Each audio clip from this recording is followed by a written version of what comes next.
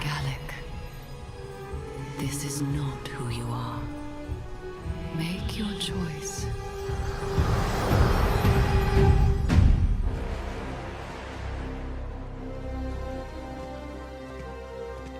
Jarec, this is justice. These lands used to belong to the clans.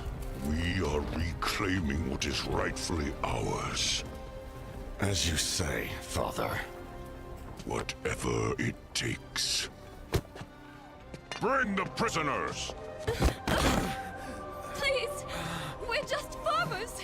This man led the human oppressors. He is responsible for the deaths of hundreds of orcs, as are his ancestors. For millions, he must be punished.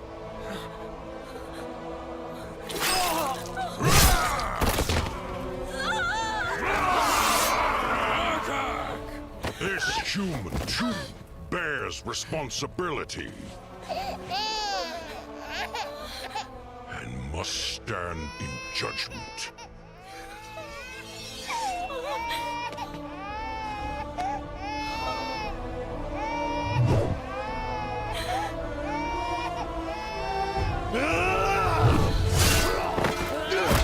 Son, what are you doing? Making a choice.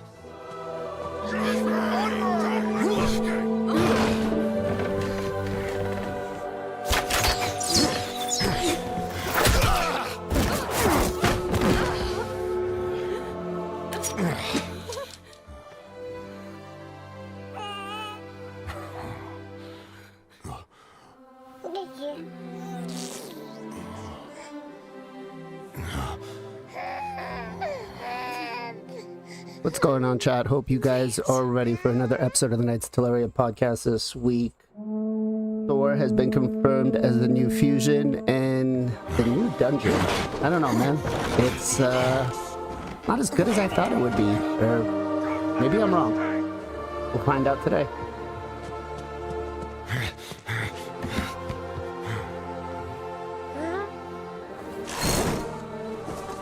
All this, for what?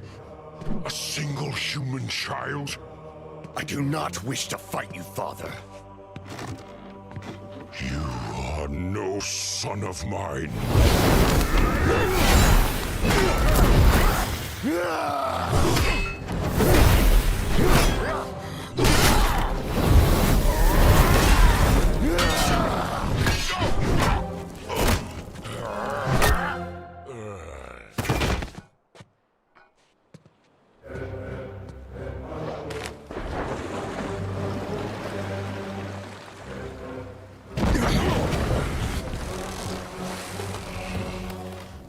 Let go, Father.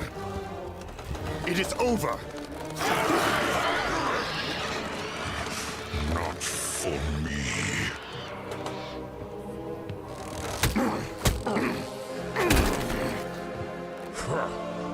Weak.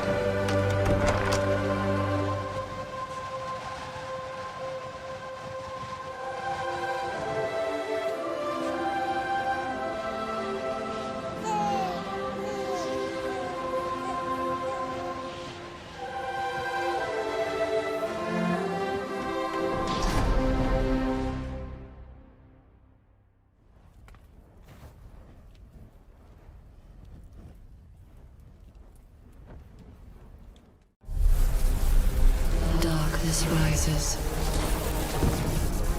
and so must light.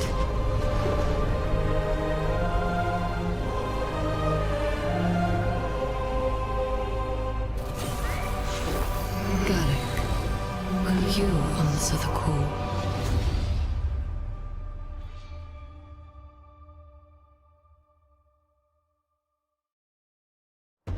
Orcs on the horizon! Get the women to safety!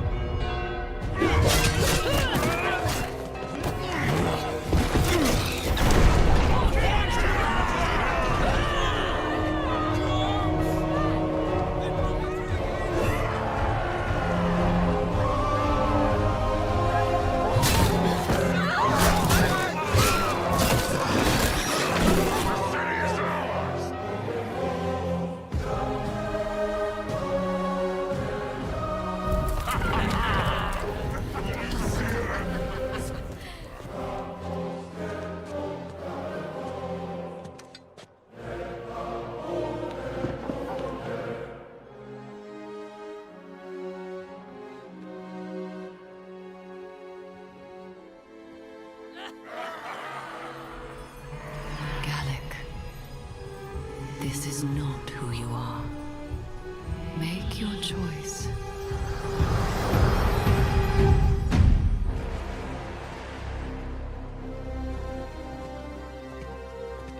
Jarec, this is justice. These lands used to belong to the clans. We are reclaiming what is rightfully ours. As you say, Father.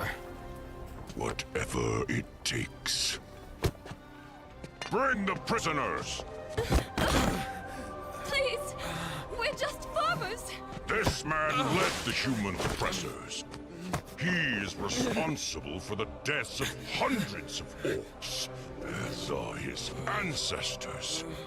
For millions, he must be punished.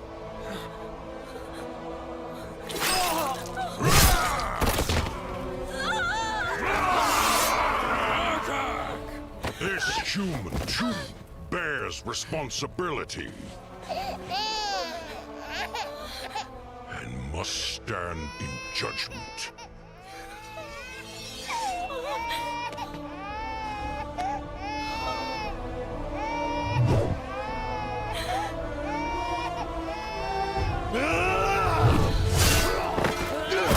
Son, what are you doing? Making a choice.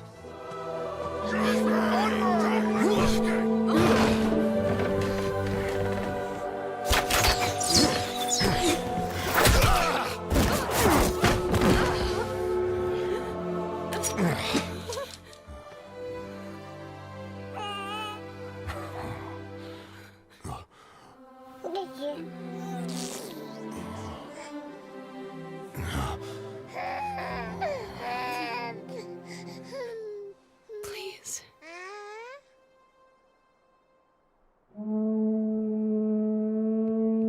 How we doing today, guys? Luke Skywalker, so how are you guys doing?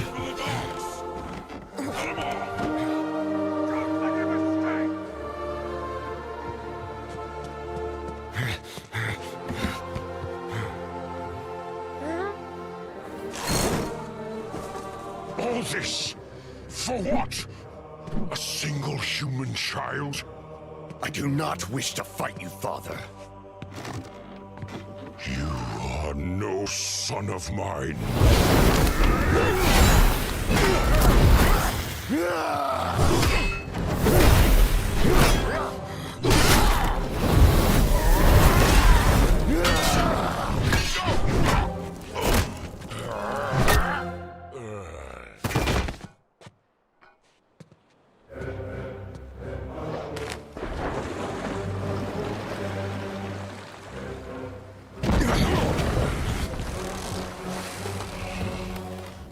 Let go, Father.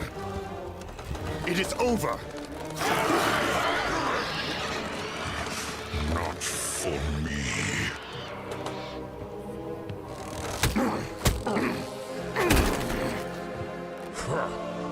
Weak.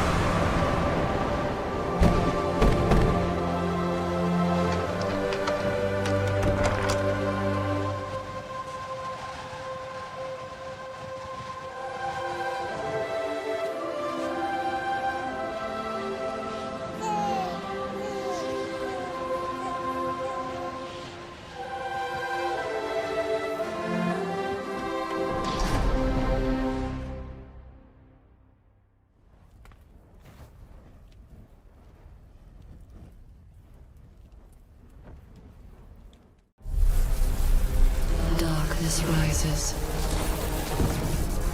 and so must light.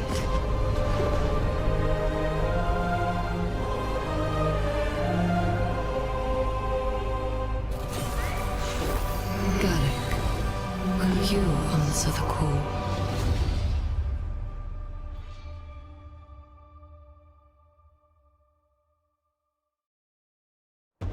Orcs on the horizon! Get the women and children to safety!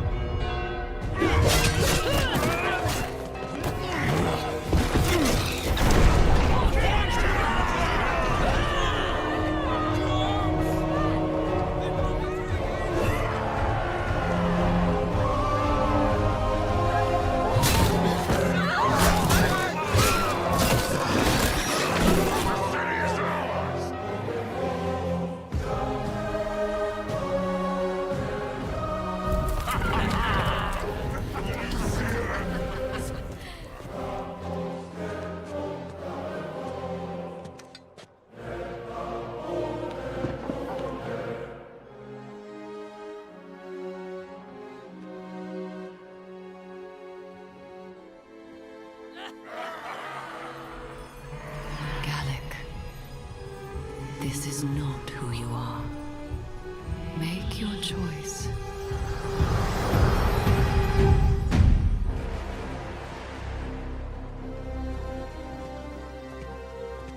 Jarec, this is justice. These lands used to belong to the clans. We are reclaiming what is rightfully ours. As you say, Father. Whatever it takes. Bring the prisoners! Please! We're just farmers!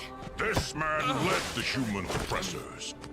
He is responsible for the deaths of hundreds of orcs, as are his ancestors. For millions, he must be punished.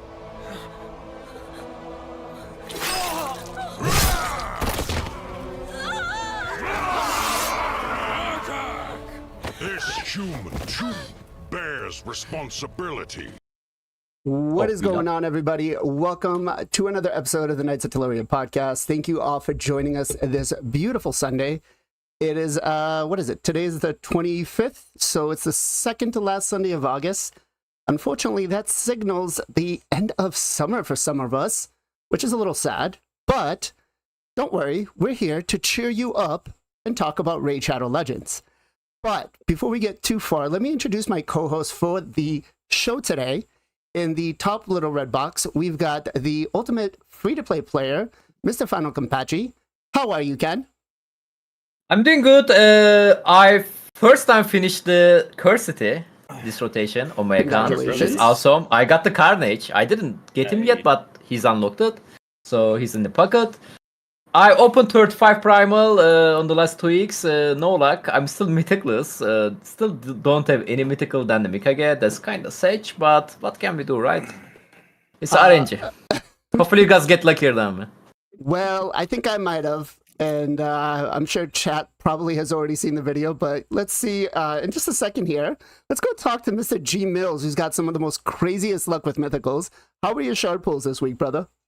I didn't get anyone I wanted, but my rates were still very strong. I pulled 126 and I got 2 mythicals. I got Ophidius. PJ was saying it differently, so maybe I'm saying the name wrong. And then I pulled Tarasho? Tashiro? Tashiro. Ooh, Yeah. okay. He's insane in Hydro. Yeah, so Yeah. both are apparent. Yeah, I think he's the behind Trunda, so he's basically the best damage dealer minus a broken champ, and which is great, right? But I don't really care about Hydra. All my teams are doing a billion. So, like, what's the point? I'll take him. But well, I'm not mad. But, like, really, I would have rather some of the PvP guys, right? That's what I'm looking for. Okay. Like the Galther, the all the damage dealers, that nice dude, NAIS, I don't know how to say his name, but that dude is unreal. I would love to have him, but my rates are still strong, so Okay, that's hopefully the good. luck stays. I guess being pay to win is a little helpful on trying to get our mercy pulls. Me and Ken are we're feeling the pain. Well, maybe. I know the look on PJ's face. He's just like, dude, what are you talking about? I'm free to play for shards. I don't buy shards. But next up, we got one of my favorite late night streamers, Mr. MXPJ. PJ, what's going on, brother? No, I'm doing good actually. Got a little bit lucky. I pulled 23 primals and I had Aphidus, and also a third direct star. Very exciting. But I've actually gotten really lucky with primals so far. Gotten each event I've gotten at least one or two from just like 20 or 30 shards. So really happy with that. And then we play a new game, Black Myth Wukong. Absolutely loving that. Really, really addicted. Highly recommend. I usually don't stream on Saturdays. I did a 9-hour stream yesterday because I just couldn't not play it, and I wanted to play it on stream. So I've been loving it. Definitely recommend. Very nice, very nice. And It's so unfortunate he doesn't have a ship, right? Yeah, no sheep. Sorry, no sorry to cut. no, that's fine, that's fine. Last but not least, we've got the dab master himself, Mr. Zero Brew. Zero, what's going on, brother? What's going on? What's going on? Yeah, so speaking of Wukongs, so far it's been a good week. I got a new job, and Congratulations. last week was started my new job. So now I'm tempted to buy primals. Oh boy. Oh no. Polariums, don't tell that to Polarium. Yeah, I know. But I had 23 to pull like you. And honestly, I've only gotten the one, which is Sigfriend, and I had to go like 206 into Mercy to actually pull him. So, and what's crazy is I have the luxury to pull on other people's accounts, as you know, other streamers, they let us log in, and I've pulled insane crap on other people's account, never on my account. It's been insane. Damn. Like back to back, mythicals and legendaries, and I had a 50 pull streak where every single 10 pull was either a mythical or legendary. It was insane. Wow. On other people's accounts, not mine. Wow. But we did get Mashald out of that 23, so I was able to go get my 4th Guardian slot on my Undead. That was nice. But then I had my Prism, but back to the good luck. So I had my Prism shard, and I pulled and got a legendary, and I got my second Wukong. So I had all of the other legendaries. Nice. And I Nice. think Wukong's probably the one you'd want to get out of that if you already had all the other ones. So I got Wukong. So speaking of your game, which is a totally different thing, but we got the Wukong, so that's where that ties in. And I think I pulled a legendary last time they did the Prism. So I'm like, I might even be back to back on getting like 1 or 2 pulls and getting a legendary out of it. So and which again is like what 4% or 6% or whatever it is. So I'm thankful for that. So my question to y'all before we tell us your week, BLAZIN, is what would you do if you got a second Wukong? I built my first one for damage. Only had like 363 accuracy. And so I'm tempted to maybe build a control one, do a +1 one. I can +1. My skinwalkers are all guardianed up. So what would you do with the second one? So my opinion in this matter would be not to build him, depending on how many nukers you actually have and what your teams are based. Like, are you in gold 4 arena? Oh yeah. Or for 3v3? Yes. Okay. No, not on 3v3. I just because I don't like pushing 3v3 because Okay. it's pain in my butt. Okay. But yeah, so outside of that, I'm at the top tier of everything else. Yeah. So I had the same predicament for myself, right? I have a dupe Armands, and my choices were to either upgrade him or hold on to him and see if I'm going to build him or not. And Armands is kind of like the same case as that. I still have him set aside, and maybe in the future, if I pull a second one, I might +2 him, but I can't find myself to put the investment in for 2 of the same champions if I know all my teams are all set. So I would say look at your other faction guardians and see which one might offer you more of a benefit to empower. I don't know, chat, maybe I'm wrong. You guys can let us know, but PJ, what do you think? Yeah, I built 2 Wukongs. I have one damage, 1 support. That was before presets. Presets might change a little bit, but with Siege nowadays, having multiple Wukongs would be probably really, really nice. And then That is true. If you did have a support one with presets, you could easily swap it. Well, I mean, yeah, you could. I mean, you'd probably leave it as support, but yeah, with Siege, you probably would want maybe 2. I like 2. I like having 2. Okay. Probably build up both. Okay. I didn't even think about Siege, to be honest. So that was a good call out. Gestal, what are your thoughts, man? Should he build the other one? What should he do with him? Typically, I recommend people hang on to him. I don't feel like a +1 is like really super gains. If you go to +2, you're getting the extra speed. I think that's really where pretty much any champ is getting benefits from empowering. So I always say, don't +1. If you're able to +2, then +2. If the champ is like someone that is like Wukong status, Wukong's really good. I would say worth it.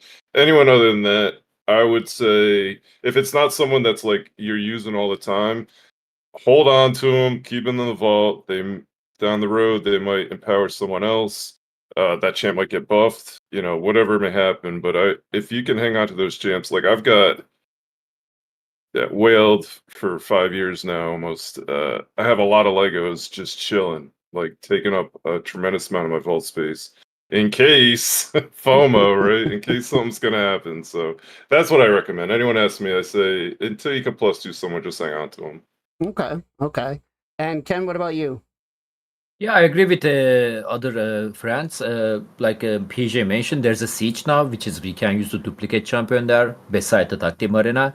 Siege is another reason you should be build your dupe champion. Maybe again, really depends your account, like the Gestal say. But maybe one DPS build and the one accuracy build could be nice to have on these days because we have 2 anti-ship gear now. One of them is the Feral set we can get from the Siege. The other one is the brand new set, Pinpoint set, which is way better than Feral. And you can put your Wukong on the Pinpoint set, so you don't have to worry about the Bane ship. You just can make the enemy ship instead, so could be useful. Okay. So accuracy build. Again, really depends, but I also agree with the Gestal +1 not going to give you benefit. Even you are not going to build the second one, just hold it on the corner. Yeah, doesn't hurt you, Okay, fair enough. So my week, interesting week. I had a couple of milestones this week. So for first, 165 primals into Mercy, and we finally got ourselves a Night Queen Crixia. Just before Pinpoint. That's awesome. I don't know if I'm sure most people saw in chat have seen the reaction, but I got so loud that my microphone was distorted. The sound would not go through just because I have it set up so it doesn't blow people's ears. And to the point where my neighbor texts me and says to me, "Hey, is everything okay? What's all this yelling and screaming for?" You'll be happy to know that I did not fall or hurt myself. So that's good. That's good. Like the a la Aislinn video. Yes. The reaction's worth watching. Oh, it was phenomenal. It took me a minute to calm myself down. Like I was just, forget the adrenaline rush from doing drugs and everything. Just give me the dopamine from pulling my favorite champion. But definitely was excited. And I got to say, like, she has changed my whole composition on my teams for my arena. Man, with her, I'm able to get into Gold 4 and actually compete now. And then the next thing I did this week is actually pulled a dupe, Vlad, which gave me my almost 400. I just need a glyph for my Sifi. So now I have finally hit the 400 mark, or close to it, 399 for Sifi. So I'm just about there. First champion on the account to hit 400 speed. I think I'm a little behind the curve from everybody else, but 2 good things that happened this week. Now, we had a lot of things that came up this week, though, that weren't really great, right?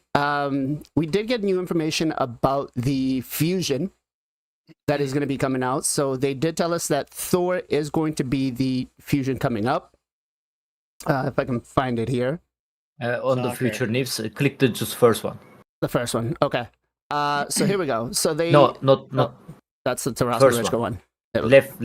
There we go. There. Sorry. The big one. The big one. So Thor is going to be the new fusion. Now, we are going to be getting... Where is it here? Freya... Second Second one. Yeah. So Thor Freya Hammer is going to be the upcoming fusion.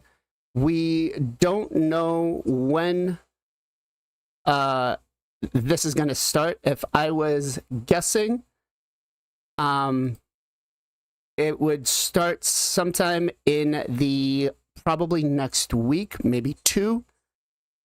Should be And Thursday based on pretty much how they've done everything. I do believe so. I do believe it's going to be Thursday, but I feel it makes sense to be Thursday just because of the whole CVC. They're going to want us to drain everything, plus all the summoning events.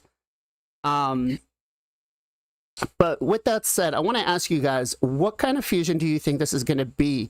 Because we do have, I think this is one of the first times where they're giving us a heads up that this is going to be a fusion with more than a week. What are we looking for with this fusion? What are we thinking? Are we thinking it's just going to be an old school, fragment collection, a, fusion of putting all the epic champions together, or could it be a hybrid fusion? Let's go to Ken first. I believe I saw that on the chat mention right now. There is some press release or something like that from TELERIA. I have no idea where does that come from, but it's saying fusion going to start on September 6th, I believe, and it's saying hybrid, I believe, if I'm not mistaken. Okay, so hybrid fusion. Yeah. Okay. Doesn't really matter, to be honest. I feel like every fusion is the same, man. Like, you need to do your stuff. I feel the hybrid fusions are a little more difficult and less forgiving. You think so? I do. Okay. They're just, it's definitely not as easy. Just because, depending on the summoning events, it's definitely not as easy to be able to complete them, especially with all the upscaled points in the dungeon divers and stuff. But let's go to Gestal next. What do you think, man? What kind of fusion are we looking at? I mean, I would prefer a fragment, right? Isn't that the easiest? I feel like. That's what I would like. The hybrid's okay. I hate having to deal with all the rares. It's just annoying. You have to have 16 rares, level them all up, lock them, make sure you don't feed them, all the nonsense, right? So I prefer. That's what I hope. If it's a hybrid, I guess whatever. I'm gonna do it no matter what. This guy looks pretty good, but someone said they're saying the 5th or 6th. That to me is a Tuesday, right? The 5th or 6th of September. That's on Monday or Tuesday. That's not even next week. That's the week after, which would be, so this is giving us almost a 2.5 week notice on the the way 5 next week. The way I feel like they've always done it, it's like a fusion ends on a Thursday, and then there's a week, right? And then the next Thursday, we learn of the fusion that's coming the following week, right? So 2 Thursdays ago, we finished the fusion, or thereabouts, right? Last Thursday, nothing. Friday, nothing. And I'm pretty sure tomorrow we're not going to hear anything. I don't think they're working tomorrow. Correct. It is their Independence Day weekend, so they won't be in the office Tuesday. It doesn't mean they couldn't still just send something out to us, right? But it's that hard to post a Discord message. But so I don't know. They have done it. There's probably been 1 or 2 instances in the past where they've had a fusion where they announced the fusion on Monday and it was Thursday. I'd be really surprised if we have to wait basically 3 weeks between fusions. I think unless they're planning something, for Christmas time and this just lines it up better, I would be surprised if there's going to be another full week of nothing, no fusion, no, whatever else, right? So I don't know. I think it's going to be Thursday. I think we'll find something out tomorrow or Tuesday and it starts Thursday. Okay. All right, PJ, what do you think, man? Yeah, I've heard kind of what chat's saying. I've heard the 5th or 6th. I've also heard it's supposed to be really hard, whatever that means. I'm not sure. Really hard to who, but apparently it's supposed to be a hard one. Hybrid is what I've heard. Yeah, we'll see. I'm not sure what really hard fusion means compared to who is hard for free to play, hard for whales, hard for that's such a what's hard. But yeah, I'm excited. Hopefully we get it sooner than later, but it seems like they're gonna give us a little bit of time to stack our resources. Okay. Okay. And Zero, what about you? What do you think, man? Yeah, I just the conversation makes me think. When was the last time we actually had a fragment summon? Who was the last one we had? That was just straight Wasn't fragment. the Packmaster? He was straight fragment. I believe so. Yeah. Yes. Okay. Yeah, last one. Okay, and he wasn't too terrible, but I feel like we used to have them all like back to back all the time. I feel like this time last year we used to get them all the time, and we really weren't even doing that many hybrids. We were doing more either the old school way or the the fraction summons. But I feel like we've had a lot of non-shard ones. So one would think maybe it's time for a shard one because Packmaster's been what 2 or 3 months now. Mm-hmm. If that, and we've had multiple fusions in between that have been either hybrid or full collection. So, who knows on that one and the timing. Yeah, I think at the Independence Day coming up, they might push it out to September. Trying to think, yeah, because we're getting. Well, when do we get Loki? We get Loki next week, right? We get Loki. Actually, I want to say in the next couple of days. I think we are getting him during CBC. Yes. Okay, If I'm not mistaken, yeah. So get him during CVC. So it would, I would think, yeah, maybe 2 weeks out from when we get him. So that would be the week of the 6th or whatever. So, yeah, that makes sense. If I was guessing, I don't know. All right, and I did guess that Pogo on the ancients. You did. You did. Yeah. And big thing, guys, if you are looking to push this back a day to make sure, because it should be coming Monday night, so tomorrow night for most of us during reset. If you just hit the letter R, get out, go do an arena fight, just like Ken just did in one of his videos, you are able to push it back. It only works on PC though. Alpha Bravo says you can also press L. You can do that as well too. So R and L, either or works. Big shout out to Priest Guardian for the $50 super chat on YouTube. Thank you so much, brother. Appreciate you so much. Thank you. By the way, can I jump something really quick? Yep. Gestal kind of mentioned like what we are going to get this week, right? Yeah. And here's the thing. So Fusion is coming after the next week, right? According to Press News. Yep. So what? They are released the Deck of Fate event this week and drain all resources just before the fusion started for the Freya. Ooh, that is a possibility. I do think because they have said that we are going to get some of the events for Freya. Deck of Fate event. Yes, so I do feel like that's actually a very plausible choice to happen. By the way, I really like her. She's very good. I'm definitely going for that one. So it says here, Freya Fatewater via you'll be able to obtain her via a Deck of Faith event and various summon events, 10x, 15x, progressive chances. Prism. So and the Prism chances. So it's very possible that she's going to be the Deck of Fate, and it's. I mean, I have not looked at the TELERIA Play calendar. But no, they are not spoiling that. They're not showing anything. So it very well possibly could be on Tuesday to give us extra inflated points on the why am I forgetting this? Best game mode in the game. CVC. So it very well Ken's, you know it is. Come on, Ken. Live Arena? CVC it's very well possible that we will have this and then come into Thursday. But I'm trying to see if I can find where they're saying the press releases. Chat, if you guys you have it. If you want to send it over to me. By the way, can I ask you a question? Video. Hello, you guys. What you guys think? What you guys think? This Deck of Fate they are going to ask us. You know, like it doesn't have to be shard pool. Oh, it's they probably going to ask the shard pool, but maybe they are going to tell us like open your soulstone to train your champion. What do you guys think? So we just had soul stones, right? For this, for the event now. It's only logical. Pet event you talking? The current pet event asking actually 3 things: get champion, soulstone, and the dungeon diver. So. Yep. So I think what the next one is going to be is it's going to be champion training and summoning.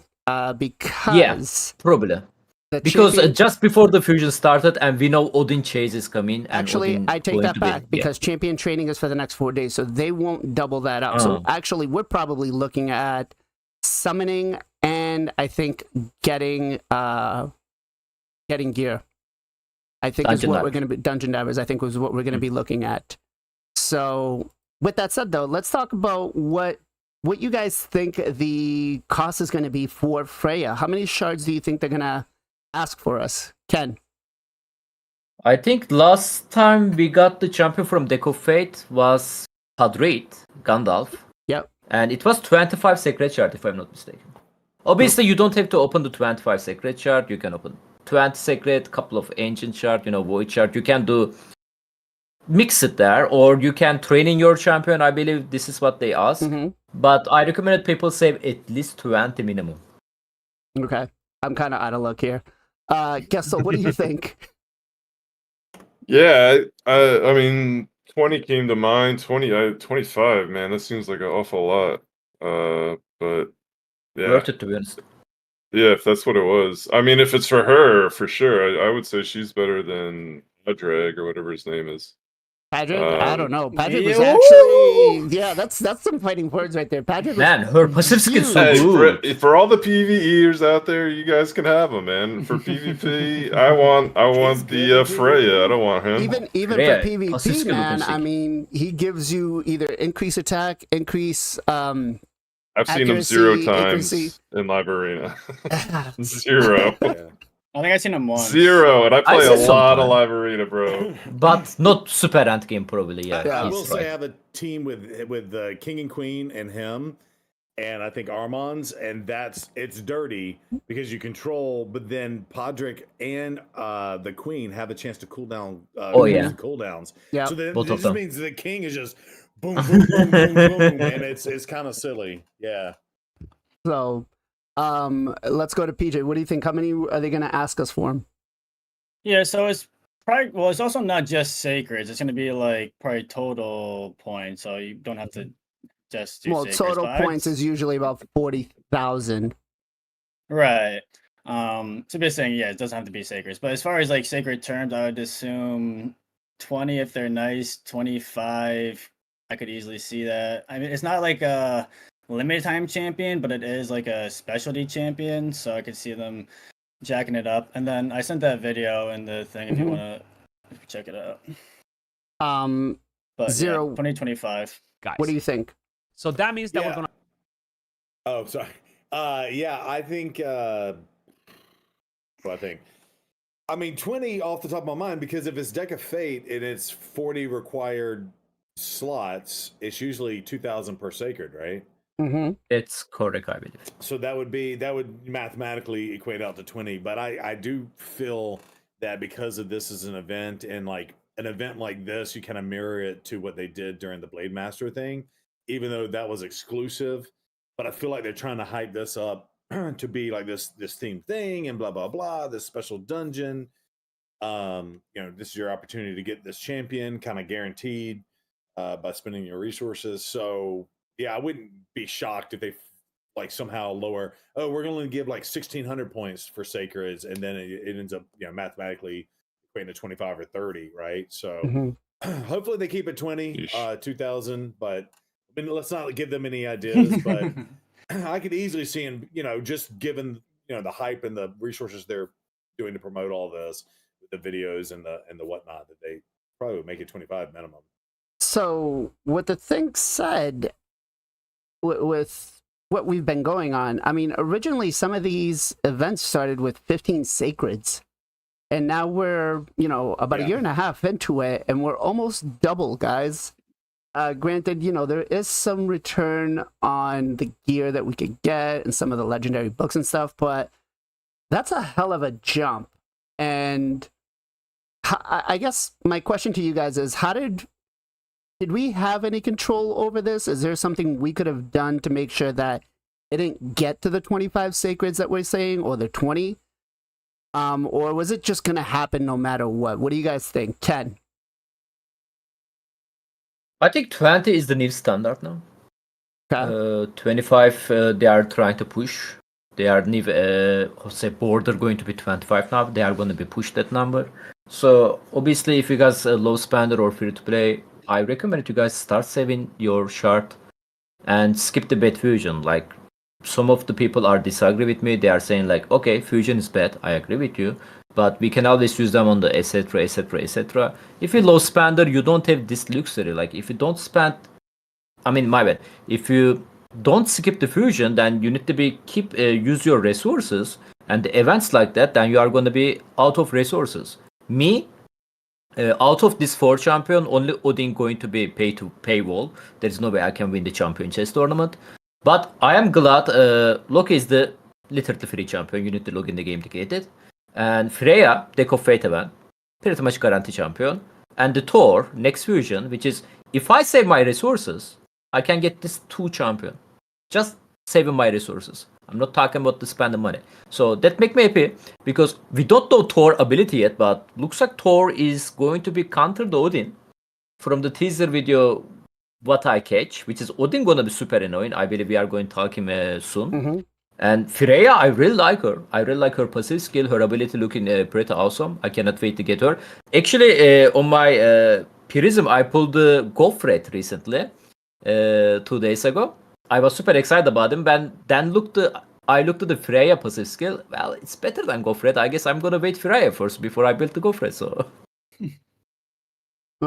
Okay, so I'm looking here in chat, and Big Pop says Cecilia started with one of the first ones, and it was 12 sacred. So yeah, we've almost doubled since they started doing these guarantees. And Gestal, what are your thoughts, man?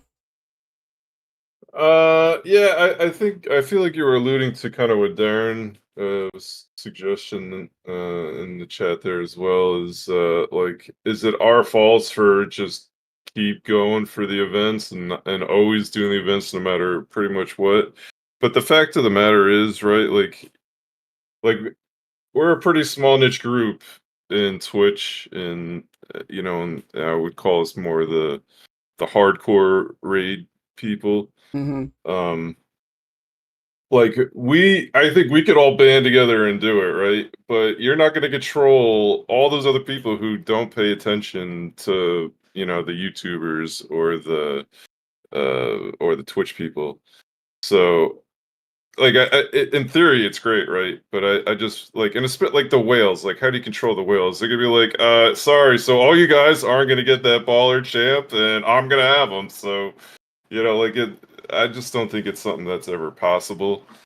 But yeah, I think if they just want to be fair and not have people hate them over every little decision they make, then be fair and don't do something stupid, Fair so enough. that I put the onus on them, man. You can't put it on people all over the world. Like, that's ridiculous. Fair enough. PJ, what do you think? Yeah, it feels like they've kind of settled into the 20 sacred mark. They tried 25, and I would even say that they tried 30 with Roxanne, and that went terribly. I mean, obviously it was a bad champion, but I mean, so they've tried to go even higher, but that went bad. So it seems like they've kind of went back down more. So I mean, if it was a better champion for 30, maybe people would have done it. Maybe not. I'm not sure, but at least for that, they're like, okay, like, whoa, like, let's not do that again. So I would say that, I mean, in that fact, the community kind of like was like, okay, what the hell is going on here? So if they stick it to around 20, I think that's pretty reasonable. If it's a really, really good champion, 25, but I think for majority, 20 is good. But yeah, you could definitely, is crazy to see going from Sissy at 12 to like even talking about 30 is like almost triple. Yeah, agreed. Zero. Yeah, and I go back to the king, right? So like that was probably one of their bigger money grabs, and I can't remember if it was 120 or 150 void shards. I think it was 120. Under 10. 110? Okay. Yeah, I think. Yeah, so I felt like that, and maybe just because I just lost my job or about to lose my job, I don't know, whatever. And I went for it. I was like, this is a must go get, right? Yeah, so I don't know about this. I think 20 is a sweet spot. I would just kind of look back because of just the economics of kind of inflation, everything that's been going on. And I don't know, we have people from all over the world watching. I know final year over in Turkey, right? So I don't know how much inflation affects everybody in the world, but over here in the United States, it's gotten ridiculous. And I would just say, look at the fast food companies. If you have not seen like McDonald's and Subway, for example, they're $5 meals. You could get in and get out for $5-6, and it's not the best food, but it's a meal. They've gone up to $14, $15, $16, and people are realizing, hey, this is absurd, and those companies are losing mad money. So now, like, I don't know if y'all saw, but Subway just said, hey, we're no longer doing $14 footlongs, we're doing $6.99 footlongs. Mm-hmm. And you go from $5 to $6.99, that's more of a fair price, if you will. So yeah, I just say, be careful. Like, you don't want to raise yourself up, and Gestal, I think, is 100% right. You're going to have people that always do this, right? But the less of the people in the middle ground, or you ostracize the people in the middle, and they just say, hey, it's not worth it for this. Yeah, you gotta be careful. You gotta be careful of that. You're going to see a huge drop in spending potentially. Yeah. So I'd like them to keep it at 20, and I think that's fair. By the way, can I Sure. just something come to my mind? Can I jump really quickly? Yep. So I'm kind of going to be looks like a Protect and Polarim there, but we also have a new shard type now, right? Prison. Right. So I checked my last 2x video. So I've been saving all the Prism shard I got from that day. I think we got that like 4 months ago, and I got 35 primal shard. I put them on the last 2 weeks, didn't get anything, but this is another subject. So you can also use this primal shard on your fusion to get your point. You can save your secret shard for the guarantee. I'm not sure they are going to guarantee from the primal shard. Probably not. At least probably not for mythical anytime soon. I think if they did anything with the primal shard, they would have to do mythicals. I don't think anybody in their right mind would pull primals for legendary or epics. I still going to open my primal on the 2x, to be honest. Anyway, yeah. Or when they do Deck of Fate event or the pet event, like any shard will give you point. Obviously, primal going to give you more point than the void, I think, and the engine shard. Obviously, less point than the secret. But this is also another resources we can use on this guarantee event. So, okay, just want to mention that. I agreed. Now, I think. And I'm not calling for, like how J Gigs did with the No Dime December or anything like that. But I think we should really take a look at, as you guys have been saying, which fusions we should really go for. Because there is going to be a lot of things thrown at us over these next couple of weeks. And I've always said it that Plarium is the masters of FOMO. They're going to make us want to make sure we get everything right. It's that Pokemon mentality, gotta catch them all. And it's going to be incredibly hard to resist. So just understand that with these champions, they're not limited time. So do not feel like you have to go for it. They are in-game long-term. They're never going to go away. You're just going to have boosted chances at getting them now. With that said, though, where do you guys think, if the player base does decide to go for him, which events should they be going for? Should they be going for the guaranteed summoning events and possibly skipping on fusions? Should they be going for, the top one that's going to be in a champion chase? Or what kind of areas do you think we're going to be looking at? We're going to start this off with Zero Brew first. Yeah, which to go for? Yeah, I the way I kind of treat this is, if you think the champion's cool, and you won't have them on your account, this is the only opportunity that they're going to give it to you. And again, this is that FOMO thing, right? But you're 100% right. Like, just because you choose not to go for something now, you can get it later. This is not going to be like the Blade Master situations. And I went ham on trying to get the Archer because she was the best of the lot, and I never got her. So. I'll never be able to get her, apparently. I'll say, let's just never say never, because I never thought I'd get a ninja. Now I have ninjas. So that's true. That's true. Never say never. But yeah, so I think it's one of those things. If you have the resources, meaning you do a good job of saving up.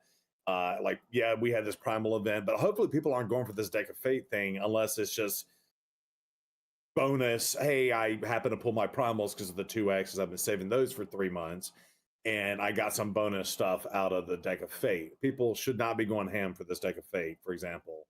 And if you have the resources and you're mindful of that, even if you don't spend money, yeah, go for this and get them if you think they're cool champs. If not, you'll get them in the future potentially. So yeah, that's my thought. All right. PJ. Yeah, guaranteed and fusions. Fusions you gotta, are pretty easy to see in the kit if they're good or not. The only thing to be worried about is like later on if they're gonna buff them, but that's pretty rare that they actually do. And then yeah, guaranteed. It's really rough pulling on just like going for a 15 progressive or something like that, trying to go for a champion. But again, if you really want a champion, it's a game at the end of the day. If you like how they look or just want them, then obviously go for what makes you happy. But again, you also have to take into consideration where you are in the game, what you're looking for, what you need. If you're early and need a clan boss champion, then they usually do like one of those a year. Be on the lookout for that. So it's all dependent on your account, but you just gotta try to look at what you need, and if that fits the role that you're looking for, then definitely go for it. All right, Gestal, what are your thoughts? Yeah, pretty much what's already been said. Like pretty much what I tell people is what's best for your account. Like when they're asking who should I build, like all right, who should you build? Like you don't want to build a fancy one. You got to build the one that's going to help get past whatever you're trying to get done. So if there's champs in this that are going to help you out, I would say, go for them first. That'd basically be my recommendation. Okay. Ken, I'm going to pose a different question to you because I want the perspective of the free-to-plays on what they should be doing. Which events should they be avoiding putting their resources in for these champions? Any event doesn't give you benefit. Like, there is a champion training tournament right now, right? Mm-hmm. It doesn't gonna give you champion or anything, right? There is some cool stuff there. Like, there is some, like, how to say that, like, book maybe there. You can get that, but no. Book is not worth it. Book is not worth it. This, like, tournament doesn't give you any benefit, bro. Like, definitely 100% skip them. Like, this tournament, for example, I'm 100% skip that. There is no fusion. There is no something force me to do for this champion training. There is, no like soul event, no deck of fate, pet event, stuff like that. There is nothing. It's just champion training tournament. Sure, there is a cool stuff there, but bro, like I prefer to save my XP brew for the when they actually force me to do the event, right? Like Harima, for example, right? I got the 5-star Harima on the champion training tournament because I've been saving my XP brew over 4 years. I was having 4k XP brew each color, and I said I'm gonna get her. Okay. I burn everything, Now my XP brew down to the 1k each of them. So yeah, like it's. To be honest, I play Garante. Like, I recommend it people save their resources for the Garante champion. Like, they are like 15x. Not, guys, like, come on, there is 1 million champion in this game. 15x, 10x. They are not worth it, in my opinion. 2x would be nice for the early game player because you also need the loss of epic champion. 2x also increasing your chance of getting epic champion. I recommend the 2x for the early game, but end game perspective, you only need specific champion. You don't need random. Yeah, filling your faction guardian would be nice, but come on, man. Like, there is a chance. Like, people. By the way, on my chat, I always get a question whenever I defend the Guarantee champion event. They are saying like, "Hey, bro, they are never gonna put the Sifi on the Guarantee. They are never gonna do Duchess on the Guarantee." When you open your shard for the Guarantee, there is also a chance you can pull the Sifi or the Duchess. Like, to be honest, 15x doesn't boost your chance a lot. Like, you can watch some, like. Like some content creator friends has insane pull, on during the 15x stuff like that. I believe Hell Hades was have that short time after they release a 15x for the Duchess. Like you open like too many shard. I really don't remember the number right now. Maybe you guys can help me to remember. But he only got like 2 Duchess, man. Like he got like 14 Lego and two of them was Duchess. And in this scenario, it was more than 15x. It was 25x. Yeah, guys, like it's all about the RNG. Like, don't push your like that much RNG. Like Okay, the system designed to lose you. You know, it's like a casino. Like, If I could add something real quick to that, Yeah. I'm 0 for 17 on Georgian events. I pulled Legos on Georgia's events 17 times, whether it's 10x, 15x, whatever, and I have 0 Georges on my account. yikes. Damn. Damn. And you know, So but you don't get lucky all the time, man. yeah, but just to add to that, that I think makes also a valid point. Like we're getting more and more champions, and voids are one thing. At least that's a smaller pool to go for. And if Gestal can't get it in 17 tries, that's a whole nother thing. Yeah. But like the non-void ones are getting way watered down. You're never gonna get, you know, maybe once in a blue moon, but that 10x it goes to a 15x to whatever. It's just rare. So if you do want these champions and you can get it out of an event, FOMO. Because yeah, okay, cool. This person's going to be in a Prism Shard event, but like, what's the odds of you getting that? Right. Right. And I feel really bad about y'all. Some of y'all have gotten them, but the Unity champions, because they aren't in the normal pool. And I know they just changed the little percentage on it this time, but again, 2% whoop-de-doo, and I can't ever get them, so I don't know. Right. Right. One more thing. Go ahead, Sorry, go one ahead. more quick thing. It's not about this. It's about kind of like realizing what you need on your account. When I was really early game, there was the Sigmund fusion, and the Mytha was the epic for it. And I skipped getting the fusion, and I just kept the Mytha to get like an Ultra Nightmare Claim Boss team, and that was like so much more impactful for my account to be able to hit Ultra Nightmare than to get Sigmund, who I still haven't pulled, and I like it's fine for my account. So just like stuff like that, you can like take consideration like that. So I just wanted to add that real quick. Okay. I do actually want to make a little bit of a comment here, because I noticed there was Vlad the Magnificent made a comment about Ken not being free to play. So here's the thing, right? No one is stopping anybody from being a content creator. The thing Just about being because it's- free to play, well, yes, listen, you get extra perks for being a content creator. That's perfectly fine. That could be for anybody. I mean, we have, who was it? Boozer as well, right? That hasn't spent any money.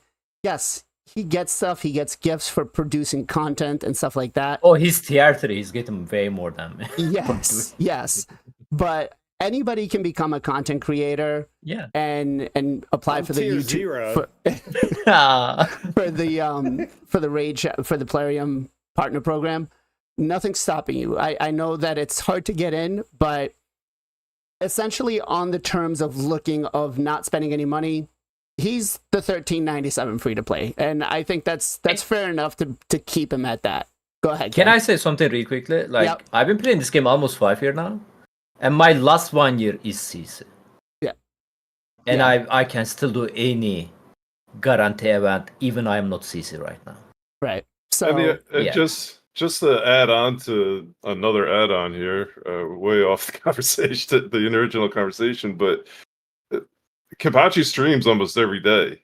And when you're streaming that much, I stream almost as much as he does. You're using resources constantly.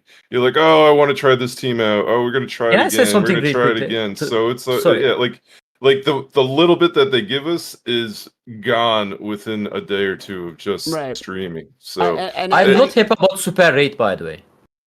because it drains up more resources. Yeah, like I'm doing like Spider 15 second, man, like enable Super Rate 40 energy cost. In like a 20 minute, there we go, my energy is over. Daily energy. Yeah. Yeah.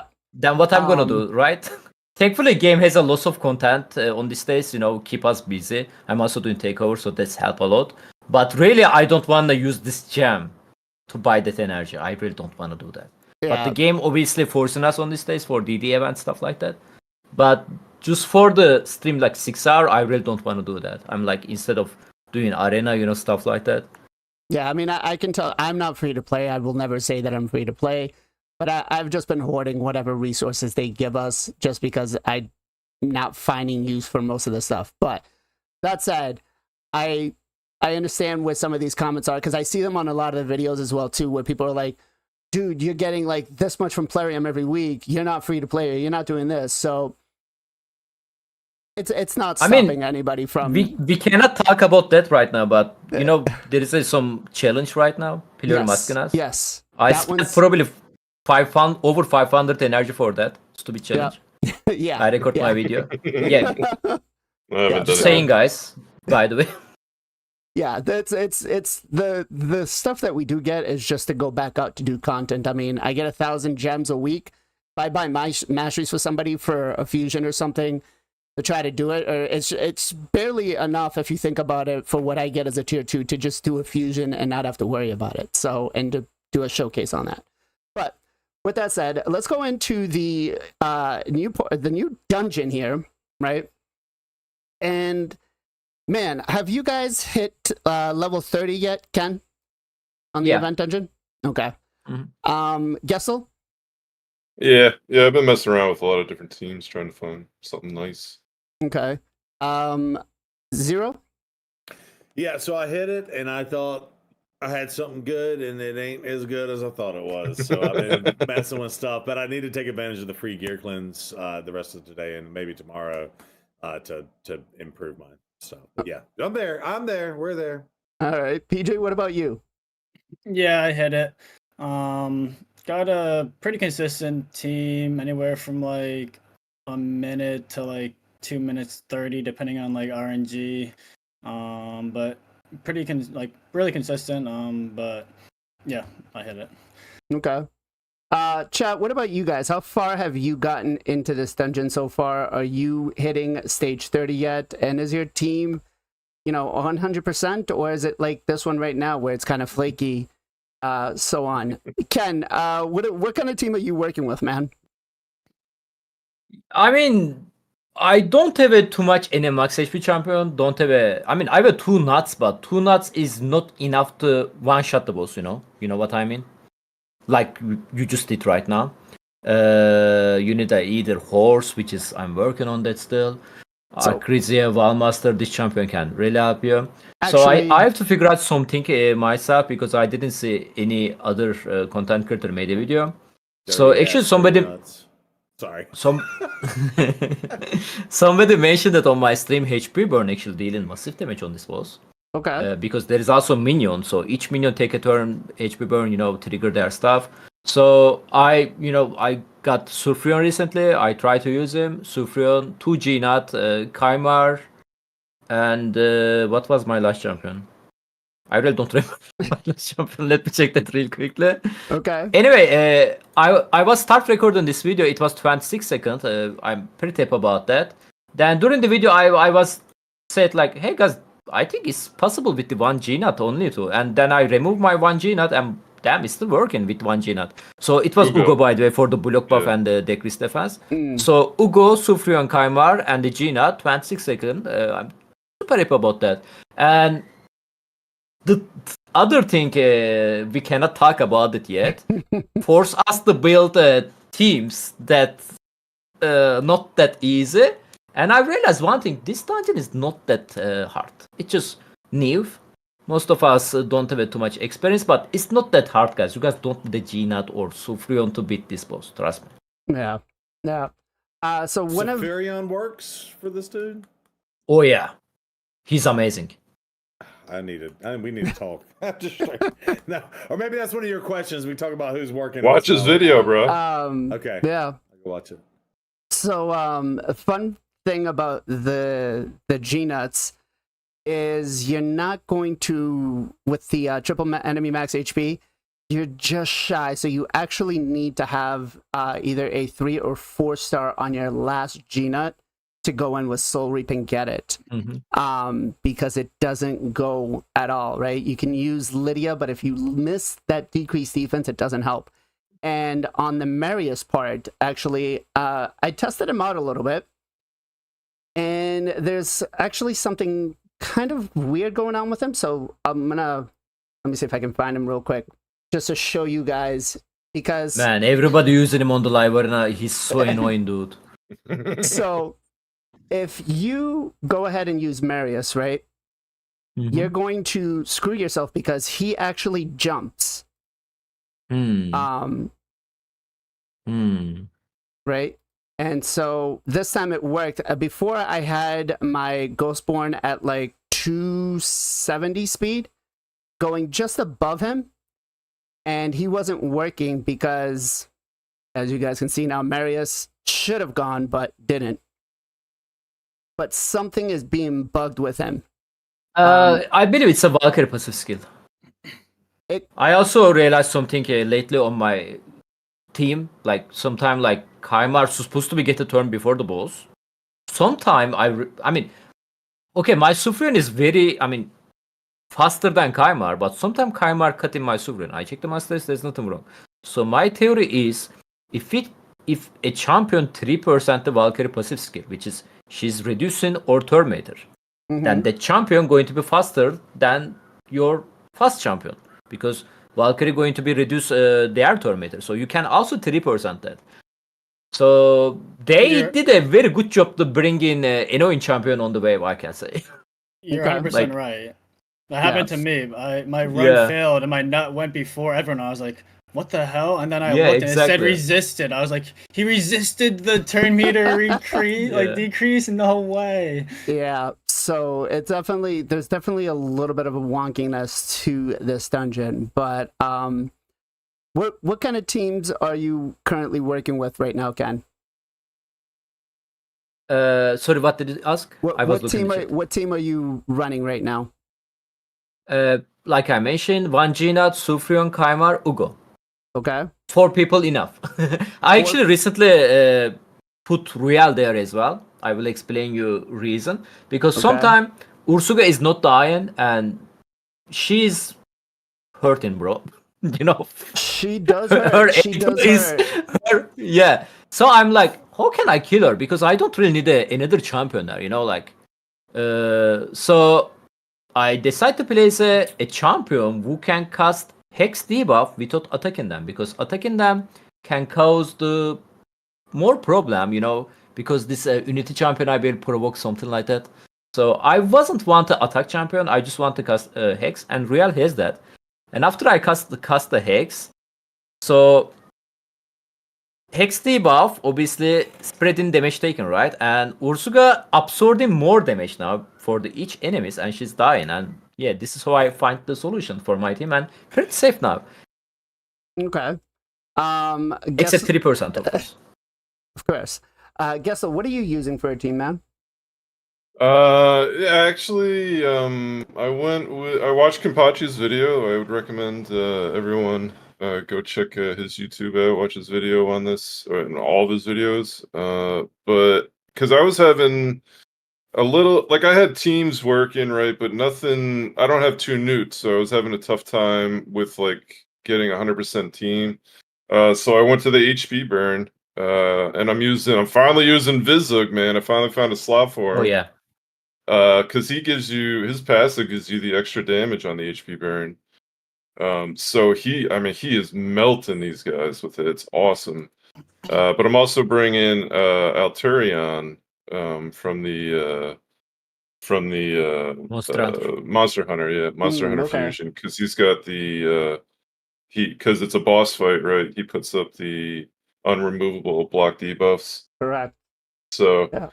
And he's got the speed lead in the dungeon. He's got a 30% speed lead in the dungeon. So the other big problem I was having is I use New in Sand Devil and I use New in Fire Knight, and he's very finely tuned. Like I couldn't change anything, so I needed to basically up his speed enough to get this to work. And by bringing Alturion in with that speed lead, that made the difference for me. So I'm using Alturion, speed lead, Vizug, Newt, Ugo, and my girl Acrisia. other Okay. enemy max HP.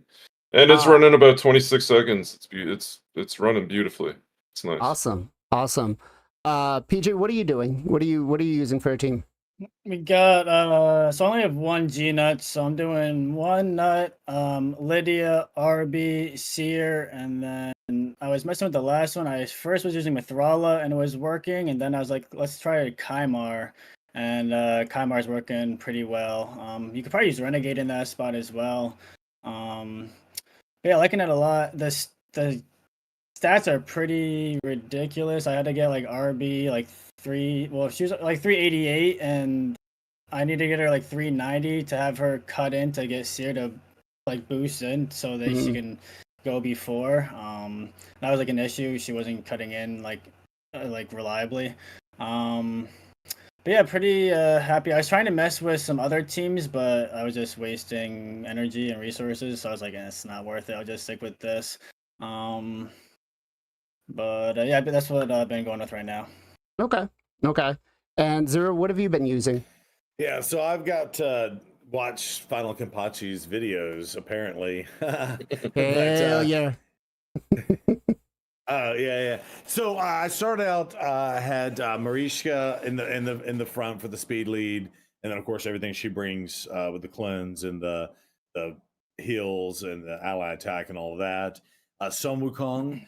The problem with Sun Wukong is he's built for damage and not control, so he doesn't have enough accuracy to actually strip the buffs and land the block debuffs. And I was using Astrid to do the speed turn, and then of course Seer. And of course Lydia to set everything up. Lydia is awesome in this fight, obviously for what she's doing, and obviously Seer will wipe out everyone. So that was working, but then it wasn't 100%. So I was like, okay, well, let me try to tweak this a little bit. So I threw Tuana Rock in, and she has the accuracy lead, and that actually got my Sun Wukong able to start doing some of his stuff. But then I lost some of the speed boost and things like that. And I've even thrown Siegfried in. I've been messing around. Wukong is nice because when Wukong pops back up, he gets targeted and then he gets dropped. And then there's of course if Seer wipes out the team. And if you lose someone between then and they do the res thing, Lydia can bring him back, which is kind of nice. So I'm not 100%. I'm like 90%. And I was okay with like a 3-minute run. When I did the Tuana Rock, I got down to a 2-minute run. I was like, oh, this is even better. Tuana Rock's amazing. She's got the cleanse, she's got the healing. She also has block debuffs, or excuse me, block buffs. And but yeah, it's not 100%. So I got to go back to the drawing board and or increase my stats using the free gear cleanse over the weekend. And free gear cleanse. Can we just say they gave us the 3-hour one? With a Terrible timing. I was like, oh, but it's free weekend. I was like, well, that was a waste of a 3 hour. I wasted mine. I didn't use it in time. I didn't realize. What are you using, BLAZIN? What you got besides 13 G nuts? Well, as you saw, before I get into my team, I just want to give another shout out to Priest Guardian for another $50 super chat over on YouTube. Big shout out to him, and shout out to his clan Ride or Die. I don't know if you guys are recruiting, but if you are, guys, make sure you hand over there, go in. They are a cluster of 4 clans, it looks like. They're trying to build up some extra ones, so head over there, bring in some of your accounts, bring in your main, bring in your alts, go have some fun. Big shout out again to Priest Guardian. Thank you so much, brother. Appreciate it. By the way, BLAZIN, I don't know if we are going to mention that, but I see people was talking about that on the chat. We also had lots of fun about it. What you guys thinking about this pet event? The path event is actually not that It's bad. Really? Bro, like before this event started, I'm like, hey guys, Asgardian pet event. And I checked the PP calendar. It's saying like we are gonna get the gear. I'm just like, hey guys, like pet event is coming. Like we are gonna probably open the shard for it. We can get the pinpoint set there, and there is no pinpoint set there. Yeah, that's the miss. That's the miss. Okay, excuse me. Maybe I'm a little. Okay, so I got Crixia, and so that's why it wasn't that bad for me. Okay, fair enough. Okay, and it got me 2 primal. It got me 2 books, so I was able to book her A2. Unfortunately, on her first form, so that's why it wasn't that bad for me. But yeah, I could see, when I first looked at it, I was like, yeah, I'm not going to go all in. I'm not going to try to do all the points and everything. I was like, whatever I get from shards, that's it. I did aim. There is one more thing is really annoying me right now. So as a low spender free to play, whatever you called it, guys. New dungeon release it. I need to farm there, right? Mhm. They are releasing turn attack dungeon every single day, and the reward is good. Yeah. Like, Yeah. where I'm gonna spend my energy? Yep. I'm farming Dragon right now, not the new dungeon.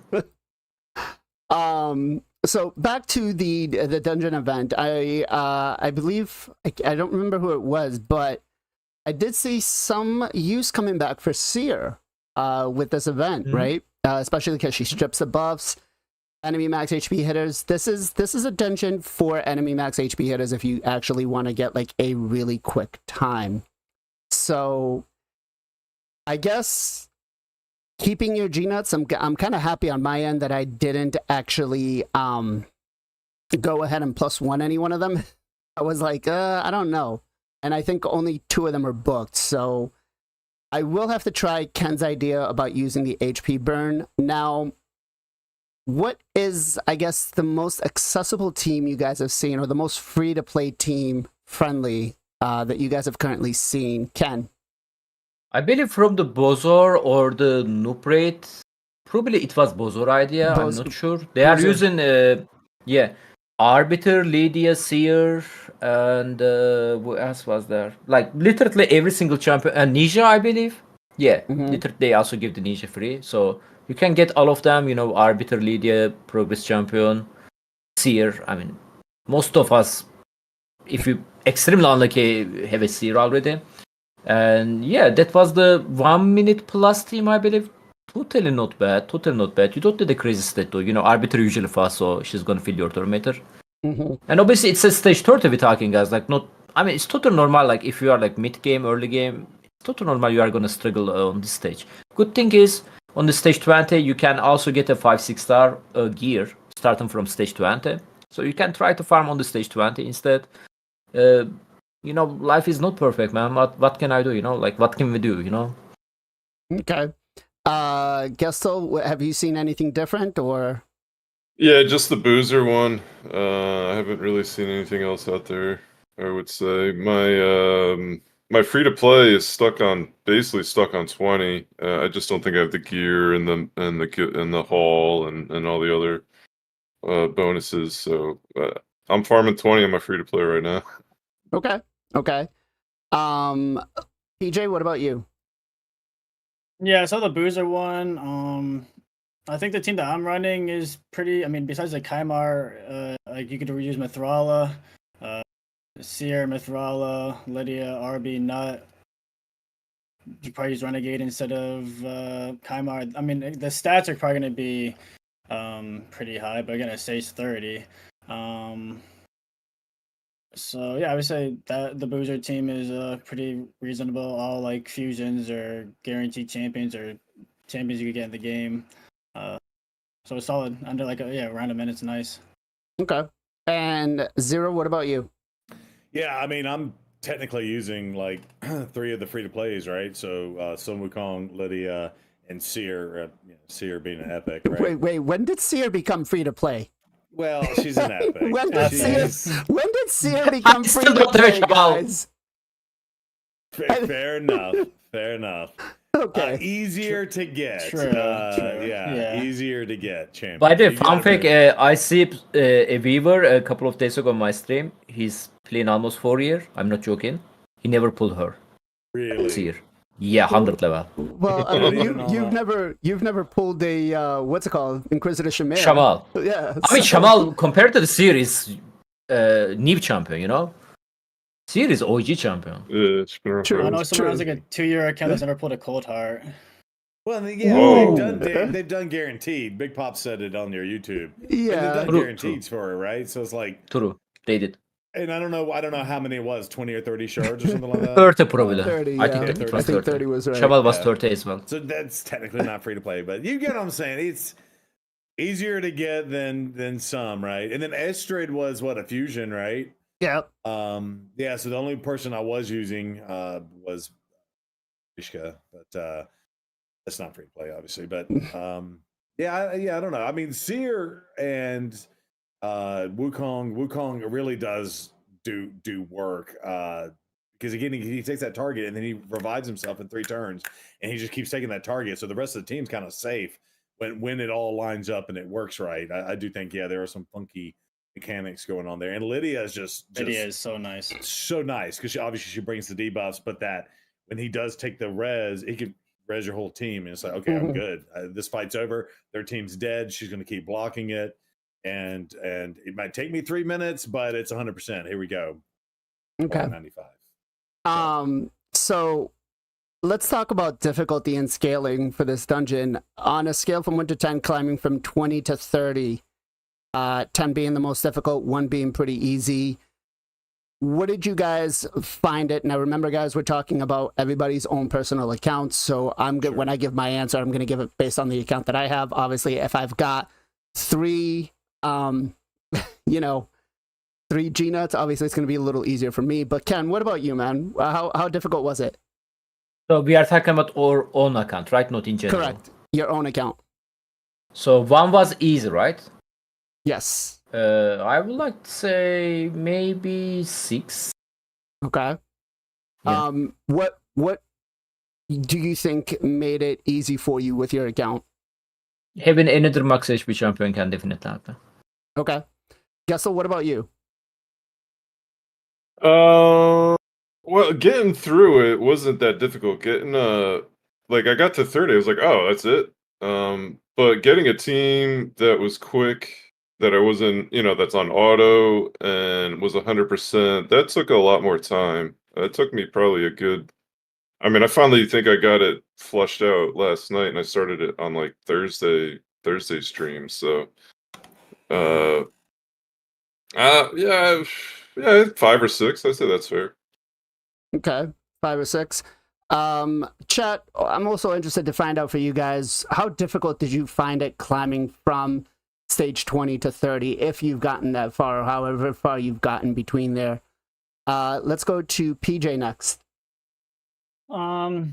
Yeah, breeze through 1 to 20. Once you got to 20, it's kind of where it was like, got to start putting in like an actual team, not just like Teox one-shotting everything. I would say probably, I'd say like 6.5 or 7-ish. Once I got to 30, I got a team that was like, it had the structure and it was like close, but I just had to do like some fine tweaking. I had to like give people blood shield accessories because Seer wasn't like one-shotting the Valk. I had to like change the speeds a little bit on RB, like I was saying, to make sure like Seer was cutting. I had to make Seer a little bit faster in general. So it took me a little bit of time to mess around with like the final team and go from like what I had to Mithrala, and then again Mithrala to Kaimar. But yeah, I'd say, are we gonna talk about like what other things about the difficulties too, or? Well, what do you have in mind? Just like, I don't think the boss itself is hard. I think the worst part is the blessings. The 6-star blessings is what kills it, or makes it super hard. Because even if you have enough accuracy to strip, the lightning cage is gonna like stop you from doing it, which is just so annoying. And then the tempo change is also terrible on top of them adding Valk. So it's not even like Odin. It's more like, I think the worst part is the blessings. I think I just figured out why you just said temporal chains, and I think I just figured out why Marius doesn't work. That's probably why, could be. Because of the buffs and temporal chains. I didn't even think about that when I was doing it. Okay. Imagine in the future they are gonna release both with the 6-star ship. That's gonna better farm some pinpoint, guys. Yeah, so I don't think Odin is that bad. I think, or like the stats, I think the stats are kind of hard, but the worst part's the 6-star blessings just screw everything up. Okay. Odin very annoying too with block buff. Like this 9 turn is, man, almost like 1 turn, because every turn counting, your champion turn and his enemy's turn. Odin, man, he's gonna be so annoying on the arena. I can tell you that. I was kind of harsh on Odin, and then I faced him in here, and I was like, oh shit, he's gonna be really annoying. But Zero, what are your thoughts, man?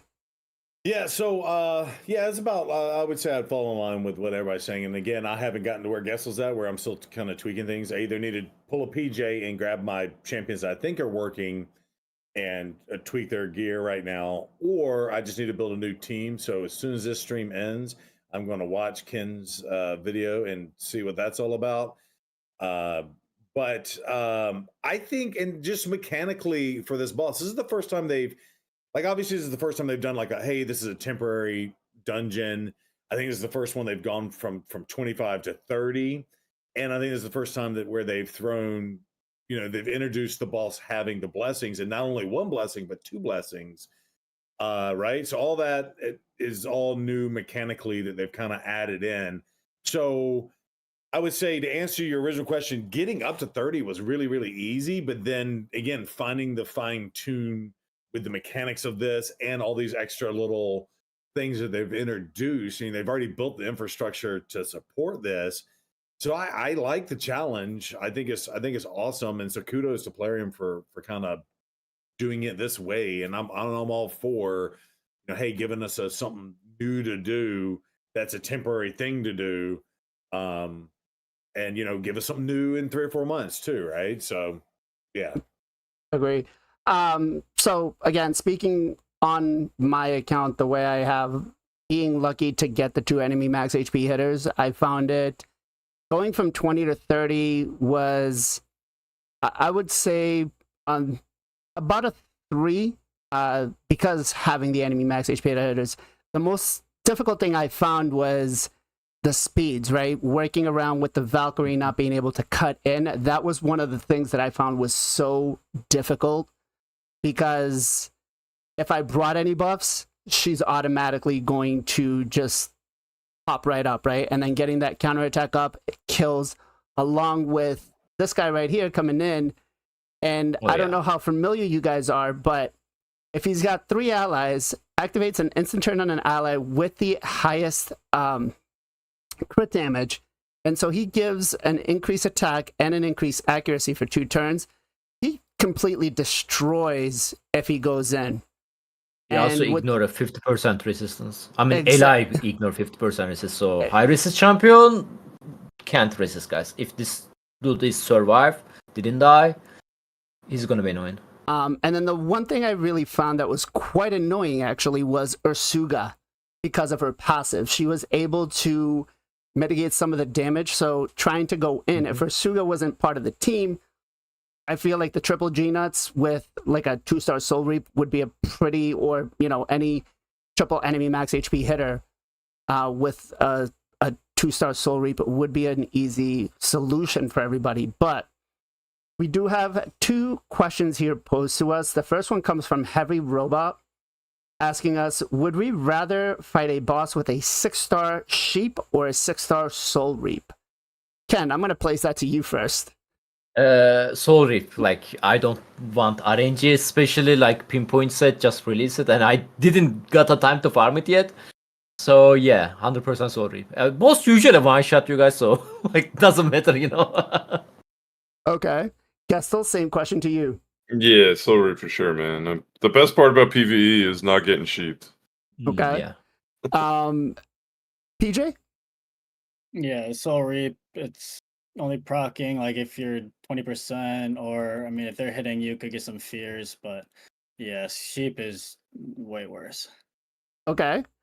Let's go to Zero. I feel like we're getting a different answer here. No, I agree. No, I was just gonna say, if you ever want to Really? get sheeped, if you want to get sheeped in PvE, just bring polymorph into the Dark Fae. Yeah. See how shitty your run is getting reverse sheeped.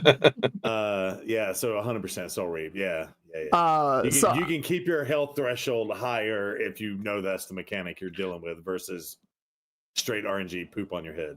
I'm gonna go ahead and say I would actually rather take the Sheep, because Sheep has a longer cooldown, and once they kill, it's not like they can outright kill me. I come back with 50% HP, so I have some sort of way of being able to recuperate, as opposed to if I don't bring a reviver, if I get Soul Reaped, I'm out, right? So I would actually go with the sheep, depending on, you know, if it's only one turn, 2 turns, sorry, it's not as bad as it could be. So I don't know, chat, what do you guys think? Where would you go? Would you go with sheep or would you go with soul reap? And the next question actually comes from Alex C, who gave us a super chat of $10 over on YouTube.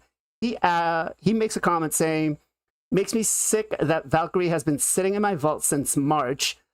That's a long time, because he's got nowhere to use her.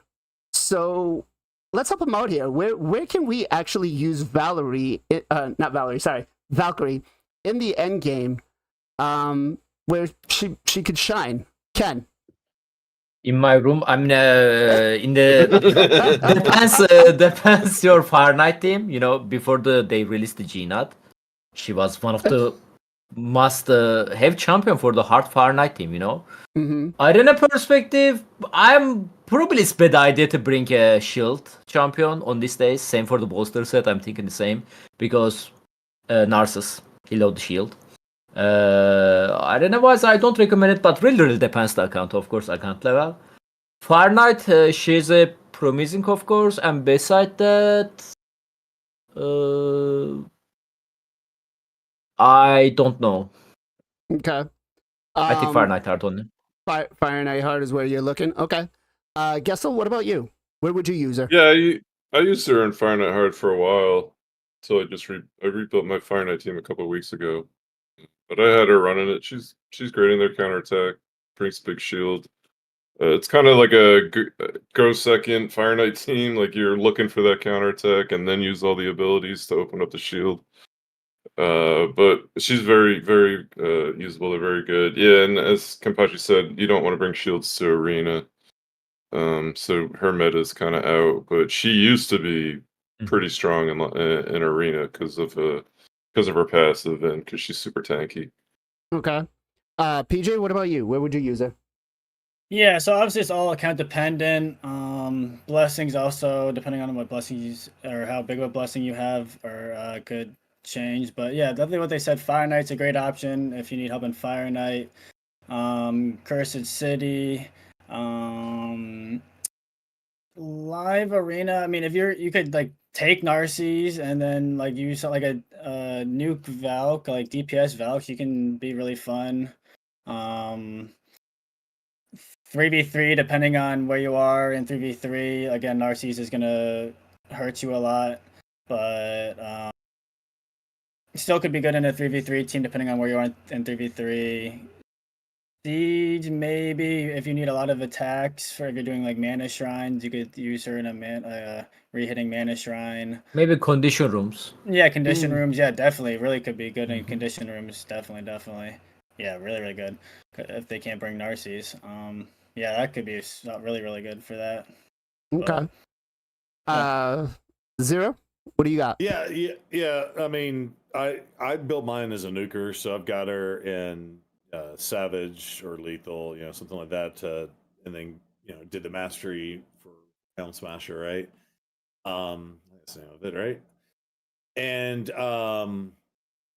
yeah, she can be sneaky good in terms of that because you kind of look at her on paper and you think, oh, counterattack and big shields or whatever. But if you build her to nuke, she can lay the smackdown. And then that new champion that came out for the Sylvan Watchers, Glacid. I don't know if y'all have seen his kit or not, but he basically gets an extra turn. He'll do defense up and attack up right after. And Perfect Veil, and he increases damage going out to your team. So like I'm curious because I have both now. Maybe messing with that a little bit more because her A1 skills on both attack and defense, where her A2 is just defense. But you got a single champ that brings both to the table. You can really ramp her up a little bit. So again, like we said, the White King, you got to watch out for that. Shields get smoked, but other than that, she's pretty good. One thing, if you're late game and you're using her, you're really just using her because you like her, or you just want to have fun with her. It's more of like you use her because enjoyment more than like she's gonna be like insanely good somewhere nowadays. Well, and it's funny because she's in this boss battle, So she's adding all those buffs if you're using the seer comp to strip all that off. You're like, oh yeah, do the shields in the counterattack and let me strip all that off and smoke you, fool. Right, And then right. if you're end game, early game, obviously different. You can use her a lot. So I used her a lot like you did, which was using her in arena as my nuker, and I never really thought about her, right? Using her as a nuker, but she is actually pretty strong. And Alex here made a comment afterwards. Would it be good using her with Taras as a duo? I think so. I think so, because Taras is, you know, depending on how you have him built, that A1 bringing in that decreased attack on the enemy nuker is actually pretty huge. So would you guys suggest that he brings him with Taras if he's got a pair? Let's go Go ahead. Go ahead. No, go ahead. Yeah, I was gonna say I kind of like pairing up defense nukers. So like Helicaths, Ragashas, things like that, and some sort of increased defense buff. Obviously, UDK will also fit in a comp like that. So you can pair it to be go first, go second. And I would even pair it with what's her face? I just got her, but Eric's, is that her name?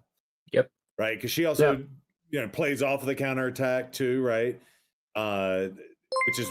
Which is amazing. Of course, she brings her own to the table, but and I know she's an HP based nuker, but again, pairing the defense people around her, that'll help. So that's kind of what I like to personally do versus just a Taras. I don't know what does everybody else got. Just real quick, another big shout out for the $100 donation or the $100 super chat from Priest. Man, I think I have a very big rule against buying primals, but guys, if you see a primal video in the next couple of days, it's because of this guy. Oh my god, thank you so much, brother. I appreciate you. I appreciate you so much. PJ, what are your thoughts, man? Yeah, I'd say the main reason to pair her with Taurus would be just for the extra buffs. With Taurus, you really want as many buffs as possible for that A3. It like without any buffs, it really doesn't hit that hard.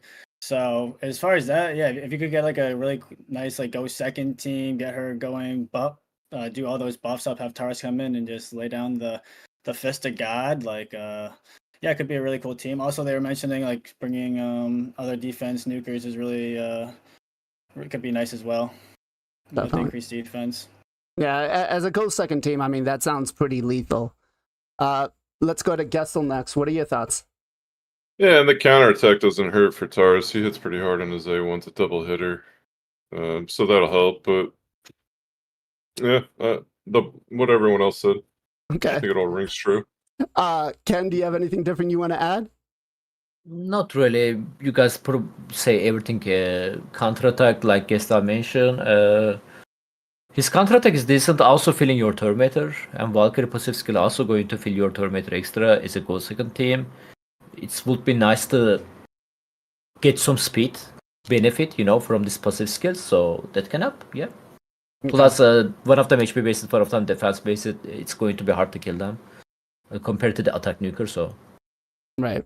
So I got a question. Go ahead. Finish what you're saying. I got a question. I was gonna hop into Odin, but I'll let you finish your thought. That's exactly where I was going. Odin. So let's talk about Odin. So the skill kit, when I first looked at it, I was like, it looks good, but it just feels not void legendary. And I'm an adult. I'm a big boy. I can admit when I am wrong. And up until I saw some of the playtesting and actually got to fight him in this dungeon, I will admit I was wrong. So with the A1, has a 50% chance of placing a Berserk debuff. For anybody that doesn't know, it gives you 50% increased damage received and 50% increase damage output, right? So good and bad, but I looked at this. It can't be placed on buffs, on bosses. So when I looked at this and I said, I don't know, it can't be placed on bosses. Like, what are we gonna do about it everywhere else? It sounds like a strictly arena thing. And yeah, I still feel like this, we should have maybe something that can be done on bosses.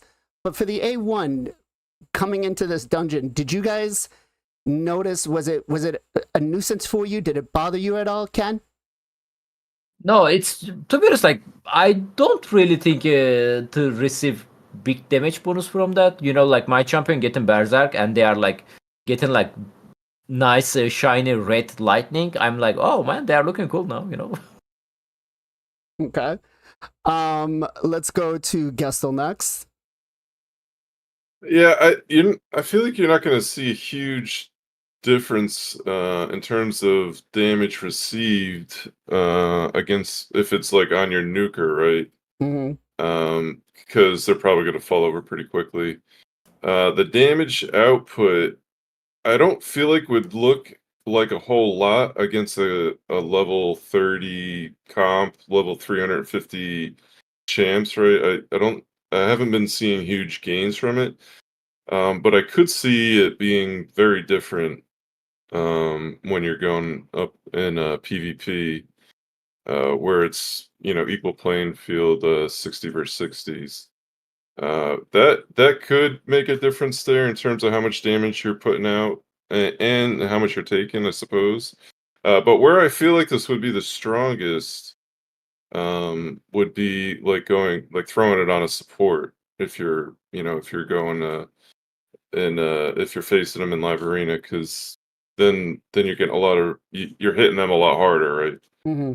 Kind of using it like a decreased defense type thing. Yeah, so like yeah, right, just an extra way. Now, obviously, you're probably getting cheaped if you put it out there, but but that's how I feel like that's what I feel like it's designed for, I guess. I think that's my point. Okay. Let's go to Zero next. What do you think? Yeah, so no, in this fight again, I'm using Sun Wukong, so it's actually awesome for it to be targeted on him because I built mine as a nuker, so he's hitting harder, and if he dies, I don't care. In 3 turns, he's back. So, Fair? you know, maybe in arena that could go in your benefit, and you can kind of use it both ways. I like the fact that it can do. You can look at it both offensive and defensively, right? It's kind of like special teams in football, because I know Gestal will love talking about football with football season coming up. But it's kind of like, you know, it's kind of best of both worlds. Yeah, you target someone on their team that you want to take out that's super chunky, right? And or you boost up someone like a Sun Wukong and make him hit even harder and do that A2. You can't put it on your team. Smash their team. You can't put it on your team. You can only put it on the enemy. Put it on your own person. No. It's only against you. It's only against you. So if you put it on somebody else, they would have to put it on. They take extra damage, but they can also dish out extra damage. Well, thanks for correcting me. I was getting excited. I want to use it. I like Valkyrie because he can target your own team, and there's some other people that can do it too. I was getting excited for that. Okay, fair enough. Yeah, you definitely probably don't want to put it on their nuker, I guess, going into that. I was thinking of using it on our nukers, but oh well. All right. Let's go to PJ. What are your thoughts on it, man? Well, I think that'd be a really cool idea, like a debuff/buff that you could put on either your team or the enemy team, and yes, this would be like perfect because it helps you, but also hurts you, but it helps them, but also hurts them. I think that'd be like really cool. As far as this right now, I didn't really see much of the impact. I thought the animations, the lights were really, really cool. I liked that. Also, I mean, we also have to take in consideration if he's putting it on our G-Nuts, they're probably hitting max cap anyway, so it's kind of hard to see like the extra damage. That's true. Yeah. But yeah, in arena, I could definitely see it being good on putting it on like a support champion, or like Gestal said, putting it on a support champion so they're taking more damage, and you don't really care about them doing more damage because they're a support. So definitely could see that could be interesting. But as far as this dungeon, I didn't really see it impact me too much. Okay. Moving on to the A2. So this actually, if you're not going first before him on this dungeon, this could actually be quite devastating, especially if you're leaving the ads up. Removes all debuffs from all allies, so full team cleanse, and then we get the decreased defense and a stun, right? 100% chance. I feel like this is perfect. Maybe bringing it down to a 3-turn, but that might have made it too powerful. In this dungeon, though, 3-turn, isn't it? It's a 4. Well, no book. No, with the book. Books. Yes, sorry. I'm looking at this. I'm thinking the boss is fully it is booked. 3-turn with books. So it's 3 turns. My bad. But 3 turns. That's pretty solid actually. I've gotten most of my failed runs are because of this. Is because I get the stun and the decreased defense, and they just destroy me, especially with that Turvold. So, concerning this dungeon, how difficult has this been for you in so far, Ken? I mean, he doesn't attack, he just stun you, you are losing one turn, or you can cleanse it, like you can spit on your team, you can cleanse your debuff, it's possible as well. But to be honest, like, even you let him use this skill without cleanse, he just stun you, you are losing your turn, you are getting decreased defense, yes, but like, depends your tuning again, it's usually not that big problem. Boss, I mean, if you are going to build your team faster than the boss going to stay there like 1 HP or stuff like that. So I'm using Kaimar for example. He reset the cooldown and feed my Terminator. They are targeting my lowest HP champion first. They are killing them. Most of them already use their AoE attack before the boss cast this ability. Land to decrease defense, I mean. And yeah, it really doesn't have too much impact against my team. Mm-hmm. So, and after the cooldown reset, my champion just finished the boss, or you can cleanse it, like you can bring high resist champion that can work. Usually people are using Mitrella, which is, it's easy to build a high resistance, so yeah. But in the arena wise, if I want to talk, obviously with the current meta, ship meta, it's very dangerous to use this skill. But we have a pinpoint set now, and he's gonna be annoying, man. Very, very annoying. Buff strip and decreased defense at the same time. It reminds me Madame Cerise. You guys remember how strong she was before the ship released it. And he also has stun, which is control. Yeah. Gonna be very strong on the arena. Pinpoint set. Big shout out to Pogo Pink Tie for the raid of 15 people, and another big shout out to Airfirm for the raid of 26. Thank you very much, guys. Appreciate it. Joining us in the podcast talking about this new dungeon, and right now we're on the subject of Odin, how difficult he is, and were we actually wrong about his skill kit? So thank you both guys for joining us, along with everybody that was with you guys. Let's go to PJ next. What do you think, man? Like the A2, was it devastating to you, especially, and do you think it's going to be devastating anywhere else? Yeah, it's a strong move. I might get criticized for this. I think this dude's a really, really good boss. I feel like for a champion, he's gonna be not as good. I think he's still gonna be good, but I think the way that he's built, he's like a really good boss. Like built for being a boss. I feel like he's not as built for a champ. But he's still gonna be good, but with sheep is gonna hurt. His A2 also hurts his A3. Which is interesting. We'll get to that, but so he hurts himself there. The move is really good though. Sheep hurts a lot. Mithrala is nice. You can bring her in if it's really hurting the decreased defense. If the stun, she's an easy counter. But just the way the boss is set up with having him 2 6-star blessings, I feel like he's like gonna play different in our hands than how we're facing him here. It's gonna be easier to strip. It'll be easier to strip his block damage without having the 6-star protection. So I think it's gonna play way different in our hands than how we're facing him now. Okay. Gestal, what do you think? Definitely a nice ability. Taking him into live arena, I kind of feel like arena is where he's going to be used probably. You obviously have to worry about getting sheeped, so that'll obviously cause problems for him there. But they are strong. AoE stun is super strong. Defense down super strong. Stripping the buffs super strong. Like that's a huge move with good debuffs. Generally speaking. In terms of this fight, basically this is why I'm using Alturion, so I don't have to deal with this. That's why I brought him in. So Okay.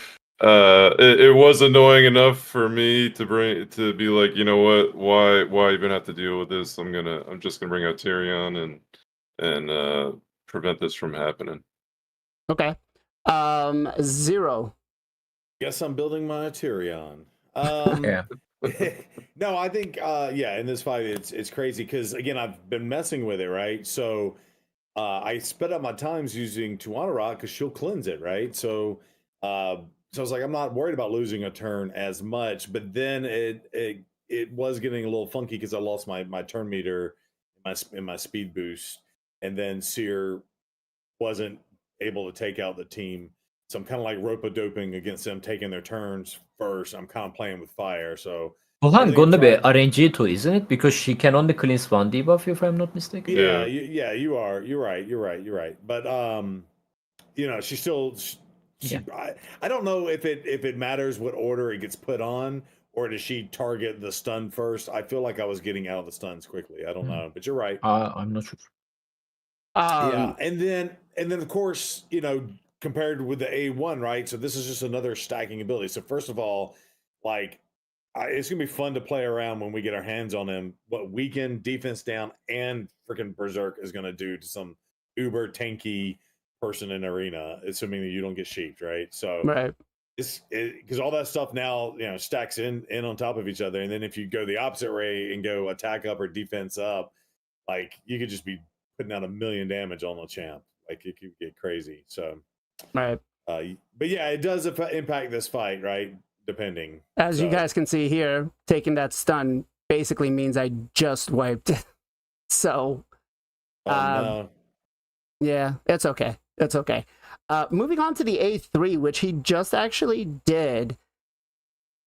Basically, depending on where they are, it's going to inflict either defensive base damage, attack base damage, or enemy max HP if their HP.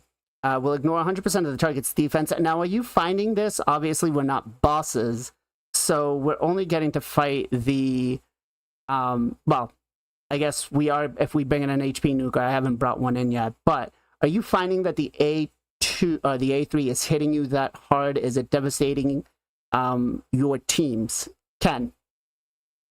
Not on the dungeon version, but I watched some test video on the Scratch, and he's actually dealing like he built, if I'm not mistaken, like stone skin gear, not DPS gear, you know, guys.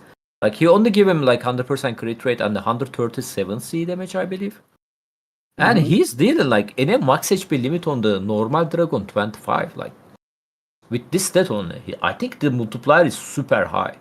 So I think would be smart to his damage also wasn't that bad on the arena, by the way. Like he did like 40-50k damage.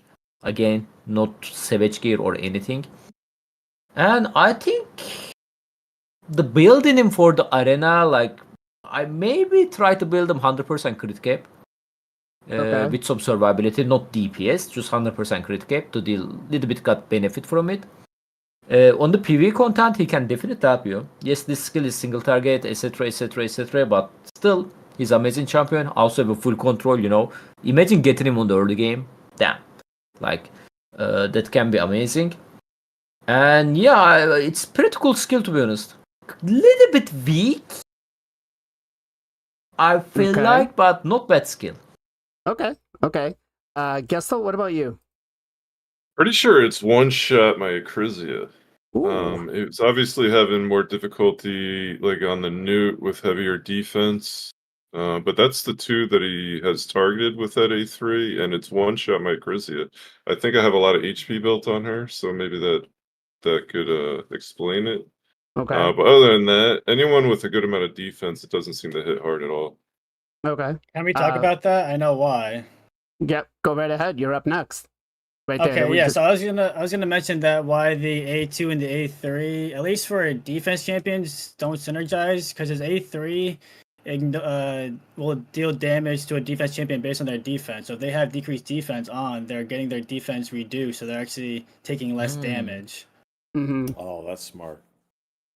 So that's why it feels like he doesn't hit defense champions that hard, because he's like kind of screwing himself with the decreased defense. Fair. Fair. It only happens with the defense base, like it doesn't happen with the other ones. But I was looking at that, I was like, OMG, like what the hell's happening? And then I realized that. But besides that, it doesn't seem like it hits that hard in the boss to me. I mean, it hits decent. It doesn't seem like he kills that many of my champions that often.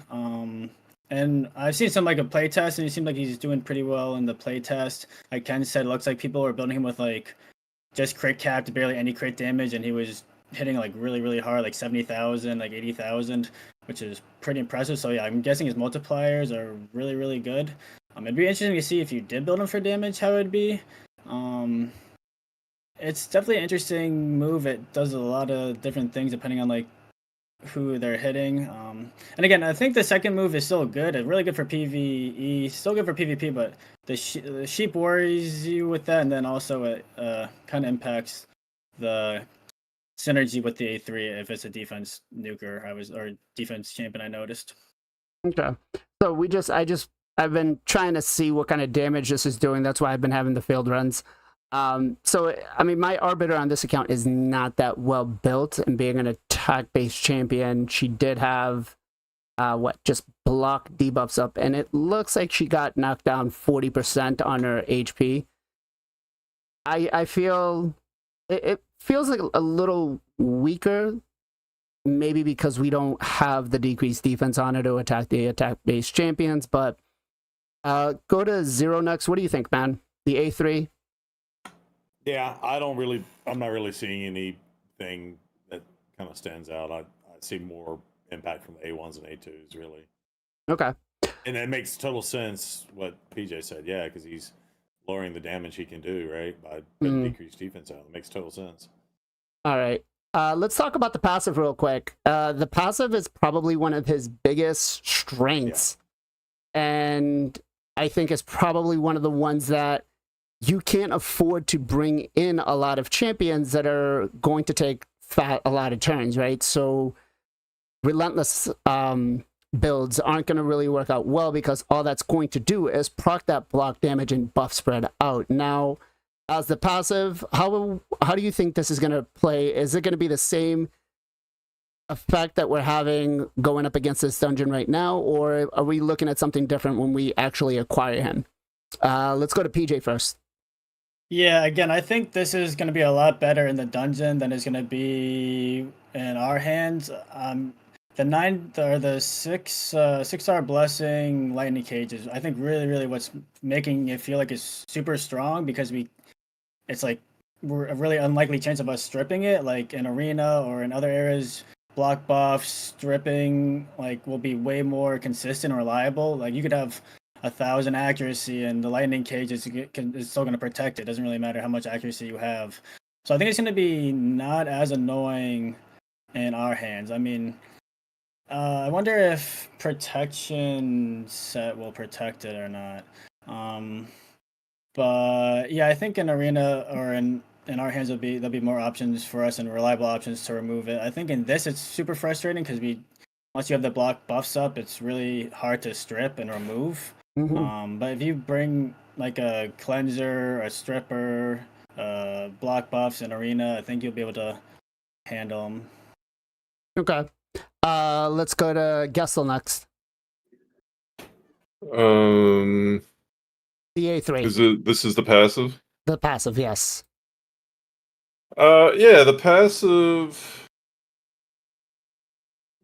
Obviously, if you're putting out the block buffs, it's not really that big of an issue when you're facing it here. I've seen it, if something happens a little wonky, I've done enough runs that have failed. But if that block buffs goes up at a time after he's been able to get the block damage up, becomes kind of a vicious circle where you're never going to get that block buffs up in time for that block damage to miss it. So I found that to be a little bit annoying. Okay. But I think in like live arena and stuff, so his initial turn, he's coming out and doing that. Is that how it's going to work? Is it his first turn? He's getting a block damage, like the first time he takes a turn? So it's the first time 9 turns hit. So if Valkyrie goes, if every one of his ads goes and then we go, he's going to automatically put out the block damage and then spread all the buffs out. So it's just 9 turns. 9 turns overall. From the start of the fight. Correct. It works just like Sun Wukong does on the 3. Yeah. No, like I understood how it worked, but I didn't know if he got a block, if it just started at the beginning of the fight or if it started on his first turn. It started at the beginning of the fight. Okay, so 9 turns starting from the beginning. So yeah, that might be a bit difficult to honestly manage in live arena, knowing how many turns are taken. Like I run a couple champs now on Relentless. Yeah, and I think PJ just said, that, or someone just said earlier, where the Relentless procs like will really cause an issue there. So that could become a problem in terms of like trying to time things up around that. But if he's spreading all buffs, yes, bro. So if he's loaded with buffs, he's gonna spread everything. Yep. Like that could be crazy. That could really be crazy. Yep. He's gonna taking all buffs from this champion and placing them on all allies. Yeah, it's crazy. Like I thought it was too random for some reason. That's crazy, man. That's gonna be a ton of buffs. Yeah. So it could be really strong. It'll be interesting to see how it all plays out. But it's kind of RNG, right? Like depending on, like I said, with the Relentless procs, like it'd be hard to like count on it. It's a little RNG-ish if you're using them or going against them. Like there's just that kind of level of RNG that's gonna make it like a must-have champ because of this passive. But it's interesting. It certainly would help you a ton in all other content. Obviously, I kind of think PvP first, but yeah, I think just a general all-around champ. His kit's pretty strong for anywhere in the game. Okay. Zero, what do you think about the passive, man? Is it too much of a pain in the ass for you in here? No, not really. Yeah. So again, Seer takes down the ads, and then you got what's her face, Lydia blocking them, so I don't have to worry about the ads going back up. And then just us 1-on-1 against him, it was fine. And we're taking 2 or 3 minutes, given that he keeps getting this or whatever. And my Sun Wukong didn't have enough accuracy to strip it. And then once I was able to strip it, Tijuana Rock's got block buffs, Lydia's got block buffs, and Sun Wukong. So that seemed to help too. So in terms of this fight, but that was going to be my question, and I was going to throw it back to Gestal in like live arena and stuff. Like, would you consider? I'm tempted to potentially test trying to get as many other champions to support him that have like extra turns and or Relentless, like Necmo and like Astrid or a Glacid. They all get like extra turns. So I was curious if you start piling in, get them 300 plus speed, 350 plus speed, Relentless, extra turns, and can you fire Odin up to get that block buffs up all the time? Now, again, I know you have to worry about strip and block buffs, but if you can get the block damage up all the time. It would be an interesting thought. Gestal, I'm going to give you a second here to respond to that. Yeah, I honestly hadn't thought about it. I guess you could certainly tune it to a point, right? Like it'd be tough to guarantee it again because you're getting one champ. You could do it for classic arena, but if you're getting one champ pulled out in live arena, it'd be tough to kind of get it set up exactly how you'd like. Also, it's 9 turns, so you're gonna have 3 champs. Say they all get an extra turn. That's only 6. So it might be hard to do without like Relentless or something else having a proc. But maybe there is a situation. I guess Mythicals, like Gizmac takes 3 turns. Well, that's what I'm going to test right now, is them going into switching form and then locking out or something, taking 1 turn. So that was 3 turns with Valkyrie. Go ahead, sorry. Yeah, so I guess I'd really have to think about it, and there's probably the bigger brains out there. I would toss it out, in in the raid community, and there's someone that could probably find a way to make this work. But that's an interesting thought. I had kind of more. Yeah, like my thought was more of like a go second, make him almost your slowest champ, so you know he's kind of going last, and he's gonna get all your buffs. What about Stone Skin too? Stone Skin can't get spread, right? No. No. Yeah. So So what we just learned here is when mythicals change into their other form, that does take a turn, right? So yeah, no, that's it definitely is. a turn. That's So definitely a that's- turn. Yeah, It's yeah. working with Wukong. yeah. So Yeah. all right.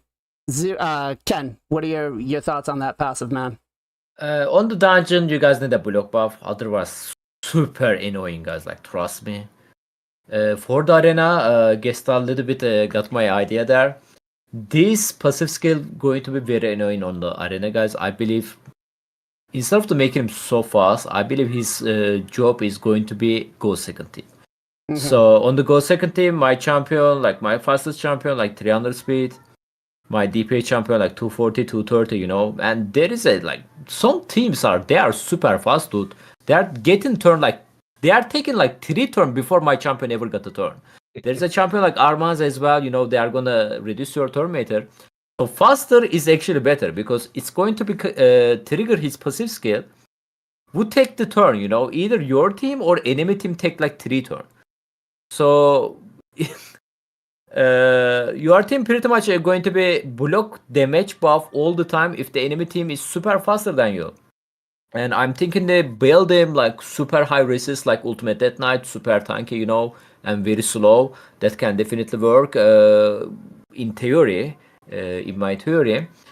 And I'm also thinking some disgusting team, you know, I don't have this champion, but him, maybe Ultimate Death Knight, Sigfrund,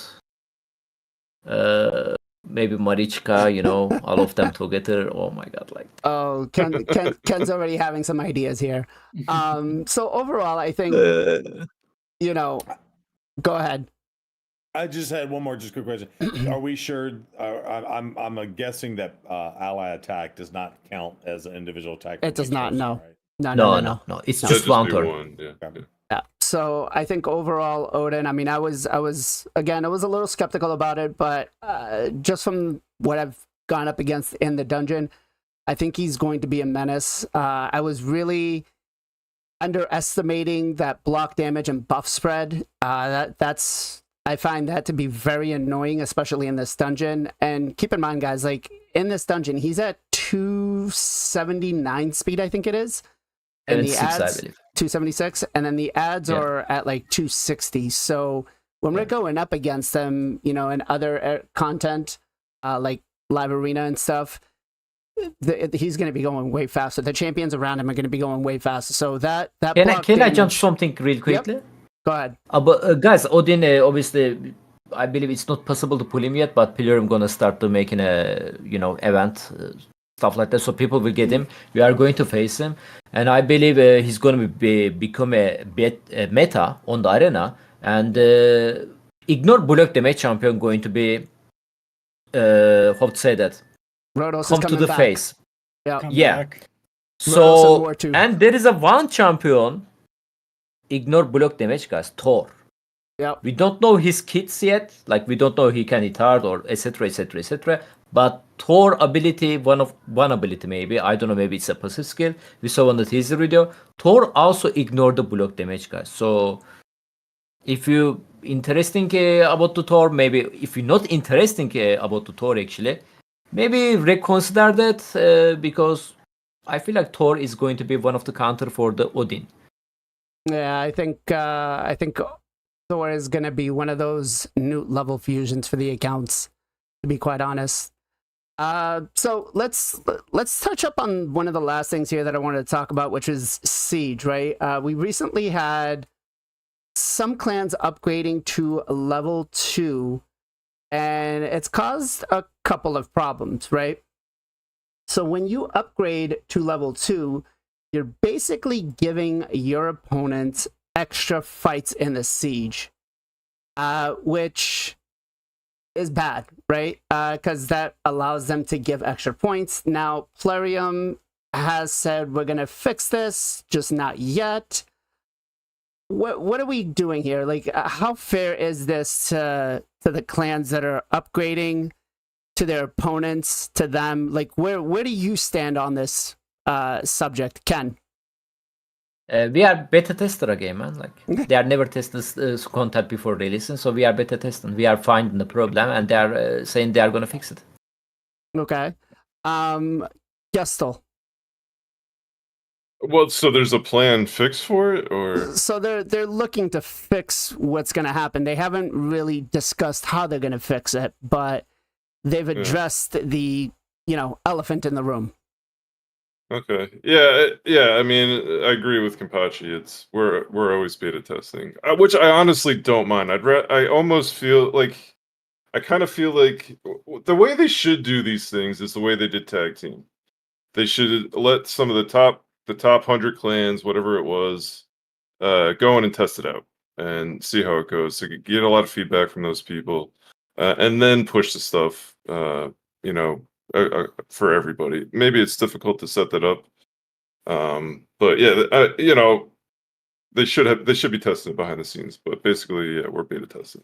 To your point there, I mean, this has been 6 weeks now that it's out, and we're just discovering this. So, well, it's only because it was difficult. You needed a ton of those things to upgrade, Yeah. right? So it took a couple weeks to You upgrade. cannot do this that on combo. first week.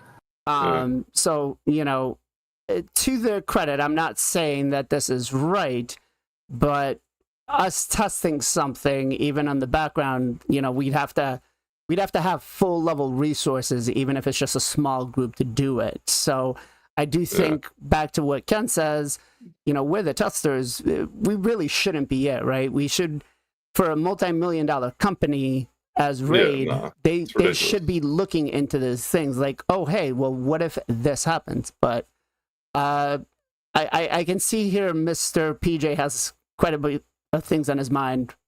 I'm guessing your clan is at level 2? Not yet? No, to those people that did this, I have to say you should be watching the Knights of Teleria podcast, 2 p.m. Sunday Eastern, because we talked about this not to do it. We said this was going to happen. We talked about this weeks ago. We said, do not upgrade your Town Hall or your Siege. It's not good. Save your Florian. Like, you're giving them extra attacks. It's not benefit. We said this weeks ago. Should be watching. I mean, it's unfortunate that they did it. I think the better thing is, I'm not sure if we're going to talk about it, but the tying, the tiebreaker, they're fixing that. I think that is insane. But for this, yeah, sorry. I hope they'll fix it soon, I guess. But we said not. People knew about this. Okay. User, where do you stand on this, brother? Who, me? Yes. Sorry. Oh, he's sorry. like, what? What Siege? No. Just no. Your mic's been cutting in and out a little bit. I think you tweaked over. No. You're good. So it sounded like you said user. Yeah, it sounded like you said user. I was like, who the hell's user? First of all, kudos to PJ. You weren't watching Knights of Teleria. You screwed up. I probably wasn't here when y'all talked about those details, so I wasn't in the know. I think I was traveling up. But yeah, I think it is what it is. But I agree with what Gestal said. I think they need to roll this out slowly to a small group of people to test it. And then honestly, because they did that with us in Live Arena and they let us keep, the people, and I felt like that was a little bit unfair.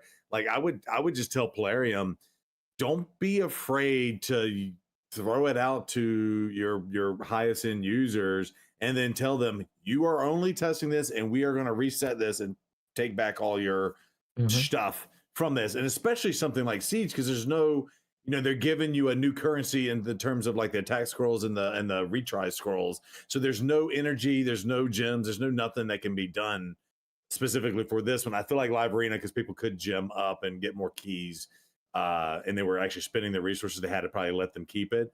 But yeah, something like this, roll it out, let us test it for a couple of months before releasing it to everyone. And then if anybody wins anything like Florian's and Orbs in this case, reset it. Who cares?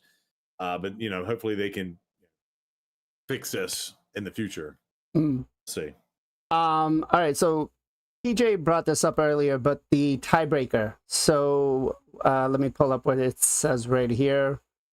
It says, so there's a couple of things wrong with Siege. For instance, the solution if both clans have their bastions destroyed and end up with a equal number of victories and medals, the game will take into account how many teams in each clan defended each building and the numbers, if the numbers are the same, how many turns it took. However, this is just a concept. Details might change. Let's talk about, is this the right way that they should have done this or should do it? And could they do it a different way that would be better, right? Let's go to Ken first. I mean, they should be designed like that on the beginning, to be honest. Like, they should be unsee that, like, it's very high chance two clan got the tie, by the way, guys. If you guys don't know the chances, it's super high chance. Both clan can destroy each other building and tie. And when the tie is happen, that's the biggest thing why it's caused the problem. You cannot get the chest. Both clan, 60 member, none of you can get this chest, victory chest over there. So that's so stupid. How would you suggest that they have fixed this? I mean, I think the things they mentioned there, I think should be okay, I believe. I think it should be enough. I think it's going to be a little bit more RNG element there. Even your turn is going to give you point there. So I believe that should be okay. Like, that's not the... Man, like, first week of the siege, we see the clan with the, like, unlimited resources, mana orb or whatever, right? We have a tie things now, tie problem. We have what was the other one we talked earlier? Level 2 stronghold to give the enemy clan benefit, not you. That like, and they said they test that. Yeah. Oh my god, bro! Like, I think I should be grateful they test this. Like, imagine if they released that video test. Gestal, what do you think, man? Are they going about it the right way? And if not, how should they change it? Yeah, I mean, I agree with Ken. It sounds like they're headed in the right direction. I'm not really sure. I haven't put too much thought into what other ways they could do to alleviate it. But I guess it's a good start, and maybe more stuff will come out. Okay. PJ, what are your thoughts on it? I'd like to see defense wins being taken into consideration pretty highly. I think it's way, way harder to get a defense win than it is to get an offensive win. Obviously, depending on some of the conditions, I guess it could be flipped. That's where the conditions make it better for the defense if they have like a really, really, really good defense. But I think defense wins should be maybe taken into consideration. Just anything's better than a tie. Terrible anything like that in this, like a game like this where neither people are getting rewards is terrible. So I'm glad they're talking about it, looking at fixing it. Turn count could be interesting. Fewest turns, something like that. The other thing is, I think you guys brought it up, but can you ask them again to give avatars to everyone, not just to like the individual like locked tiers? Like, I'm talking about like the tier 6 avatar you can only get from tier 6, tier 5 you only get them tier 5. Like, I like the other avatars from the other ones. I think they said that. I think their avatars are going to be they're randomize it, I think. Yeah, randomize it down the line. All right, well, give them a little more pushy push. All right. Zero, what about you, brother? Yeah, I mean, having a tie in a situation like this is just silly. So, kudos to them, stepping up pretty quickly to implement some sort of tie breaking mechanic. I don't know. Again, I haven't had the situation happen to me, so I don't know, whether it is the right or wrong or what can they do better. PJ's right. Yeah, getting a defensive win is a lot harder, so that'd be kind of cool. They kind of work some of that in. But the only thing I really got to say about this is nerf Armands. One more thing that they shouldn't do. They shouldn't make it like time based, like first to clear stronghold or something, because that's just gonna screw up like time zones Right. and all that kind of stuff. So don't do anything like that. I'm looking at chat here, and one of the ones that I like the most here is what T-Bone says: the least amount of turns taken to obtain the stronghold. I think since the stronghold is the big thing that you got to capture, the lowest turns, I think that could be a fair determination there, right? It makes sense, but what are they going to do? That kind of screws go second teams. Yeah, that screws up. Yeah, that's I don't where know. I was going. Yeah. Because then you would specifically, I need to absolutely make my best go first teams to fight this versus I'm going to have a slow burn team that's more go second, and it might take me 100 turns, but I'm going to win the fight. Yeah. So that kind of screws with the other mechanics of the game if you do that. So I guess that is a fair point. That is a fair point. So I guess it's back to the drawing board for Plarium on what they're going to do. We all know that, you know, whatever they do initially when they launch it, we're probably not going to be happy with it. But we can definitely, I like to think of Plarium as my child and encouraging it when it does something good and trying to guide it when it does something that's kind of ugly looking, and then saying no when it's something bad, right? So with that, I urge the community, I urge everybody out there, you know, you have a voice. Whether they listen to it or not, use it, right? Use it, tell them what your problem is, but don't be just saying this is a problem and not offering a solution, right? If you're going to give some feedback back, give the feedback, say this is why it's not working. Here's what I suggest doing, because we know that they listen, right? We know that they listen to this show. We know that they listen to a lot of the creators and to the community. I mean, if they didn't, we would have never gotten the scroll for gear removal, right? The 1 hour scroll. That was something we've discussed numerous times on the podcast, and they implemented it into the game. So we know that they have some stuff that they listen to. Just, you know, again, treat them like your child. Treat them like your 5-year-old daughter or son and say, hey, listen, this is wrong. You shouldn't do this. And this is what you could do to fix it. With that said, though, Ken, I got a question for you, brother. Where can people come and find you? I'm streaming every day on the Columbus Reset at the Twitch, guys, and with the FinalKenpachi, you guys search like that, and at the same time YouTube, FinalKenpachi. Thank you. All right, Gestal, where can people come and find you, brother? Yeah, Gestal Gaming on Twitch and YouTube, and gestal.gg is the website. All right, PJ, how about you?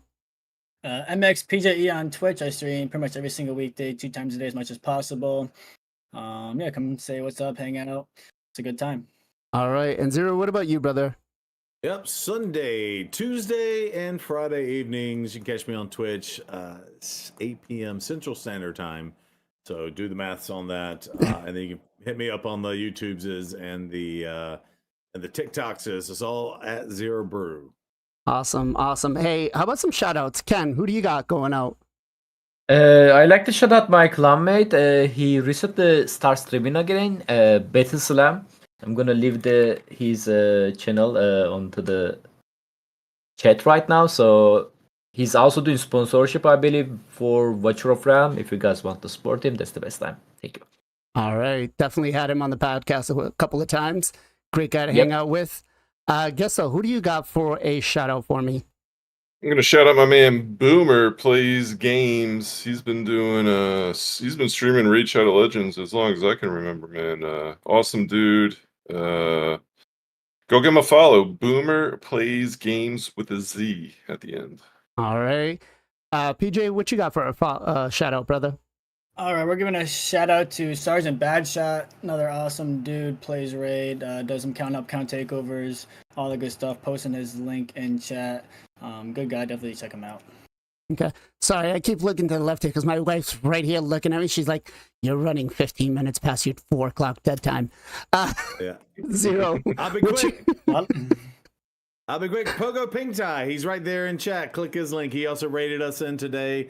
Awesome content creator, and good times. Nice chill stream. Awesome.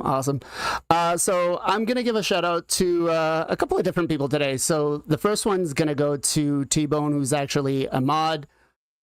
Him Priest Guardian, who is wonderful. I mean, the super chats. I've talked to him outside of the stream and stuff. Asked him for some feedback on some of the stuff going on with the videos. I've got another one for Blaze It Up, also known as Being Useless on Twitch or YouTube, wherever you might see him. We've got Sus, another one who definitely helps me out with the YouTubes and everything, trying to get some feedback back. And then the other one is George Morgan, who anytime I'm streaming, he's on, man. Feedback is always great. He's always supporting. So those are going to be my shout outs for today, guys. It is wonderful to see the community, to see you guys hanging out with us on Sundays. I want to say between everything, we had a peak show of 113 people. That is big. One of the second biggest podcasts that we've had in a while. So big shout out to everybody who rated us, everybody who joined us and hanged out with us for the past couple of hours. I am trying here. I don't know what is going wrong with Twitch, but I'm trying to raid a channel over on the Twitch side. It's not letting me. I keep trying to figure out why. But let me go to try it one more time. There we go. Okay, so we are going to raid. Let's see who is currently on. We're going to raid Basar Raids over on Twitch, another raid content creator, official content creator. So make sure you guys give him some love and shout outs when we get over there. Give him a follow. Guys, it's been a pleasure. As always, much love, much appreciation. Be safe, be well, be good to each other, and I'll catch you guys next time. 10 seconds, 9 seconds, 8 seconds, 7 seconds, 6 seconds, 5 seconds, 4 seconds. Rich is making it. Bye, guys. Bye-bye.